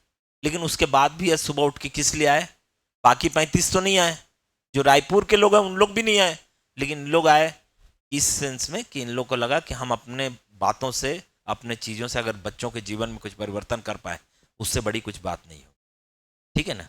आज चूंकि हम लोगों के बीच में जो अभी तक यहाँ पर संचालन कर रही थी सोनल, जो आपने देखा हमारे क्लास की सबसे यंगेस्ट स्टूडेंट है, आज उसका बर्थडे भी है ना। हम लोग सब सोनल का जो है जन्मदिन की बधाई देंगे और उसका केक भी काटेंगे, लेकिन उससे पहले मैं चाहता हूँ कि देवकी और लेपाक्षी जो है एक पहले छत्तीसगढ़ी नृत्य यहाँ प्रस्तुत करेंगे, उसके बाद जो है विकास सर जो है, क्योंकि क्या है आपसे क्लास का थोड़ा पैटर्न हम चेंज कर देंगे, कोई भी आएंगे थोड़ा सा सांस्कृतिक कार्यक्रम थोड़ा सा ये भी होगा, क्योंकि ऐसा नहीं कि सिर्फ क्लास में सिर्फ भाषण हो रहा है ना, आप लोगों को सर दर्द हो जा रहा है, ऐसा नहीं। और आप लोगों के अंदर भी कोई और टैलेंट है, कोई मिमिक्री कर सकता है, सर लोग भी जैसे हो सकता है आप लोगों से प्रेरणा लेके सर लोग भी 1-2 गाना अच्छा सुना दे हम लोगों को, है ना, शुभम सुना दे, प्रभांशु जो है, पिछले बार वही हम जो ट्रेनिंग देते थे बहुत लंबा सब बोल बहुत लोगों को था, तो उसमें एक प्रद्युम्न थे अभी,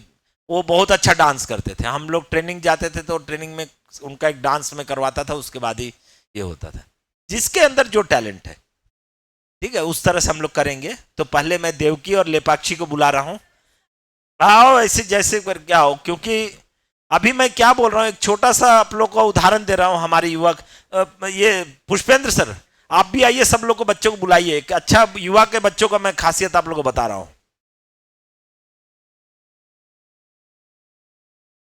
सब लोग को बुलाइए यहाँ पर।